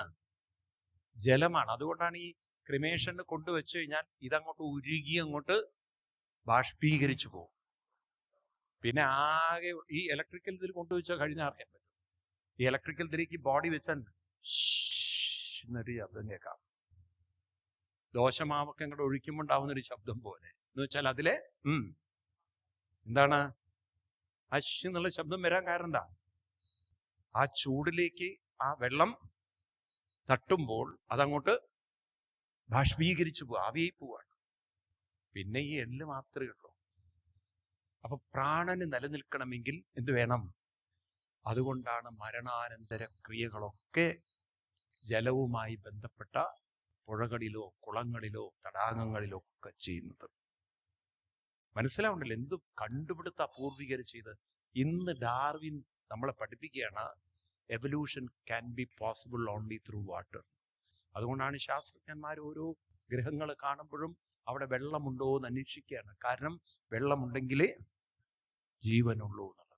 ഭാരതത്തിലെ പൂർവികർക്ക് ഇത് മനസ്സിലായി. നിൽക്കട്ടെ, സമയം പോവുകയാണ്. അപ്പം ഈ അധ്യായം എടുത്ത് ഞാൻ ഫിനിഷ് ചെയ്യാണ്. പറയുന്നു, അങ്ങനെ യാത്ര ചെയ്ത് ഒരച്ഛനെയും അമ്മയെയും കിട്ടിക്കഴിഞ്ഞാൽ ഒരച്ഛൻ്റെ ശരീരത്തിൽ ജലത്തിലൂടെ കയറി രക്തത്തിൽ പ്രവേശിച്ച് ബീജമായി തീരും. പിന്നീട് കല്യാണമൊക്കെ കഴിഞ്ഞു ഒരമ്മയുടെ ശരീരത്തിൽ അത് നിക്ഷേപിക്കുന്നു. അങ്ങനെ കുഞ്ഞുണ്ടാവുന്നു.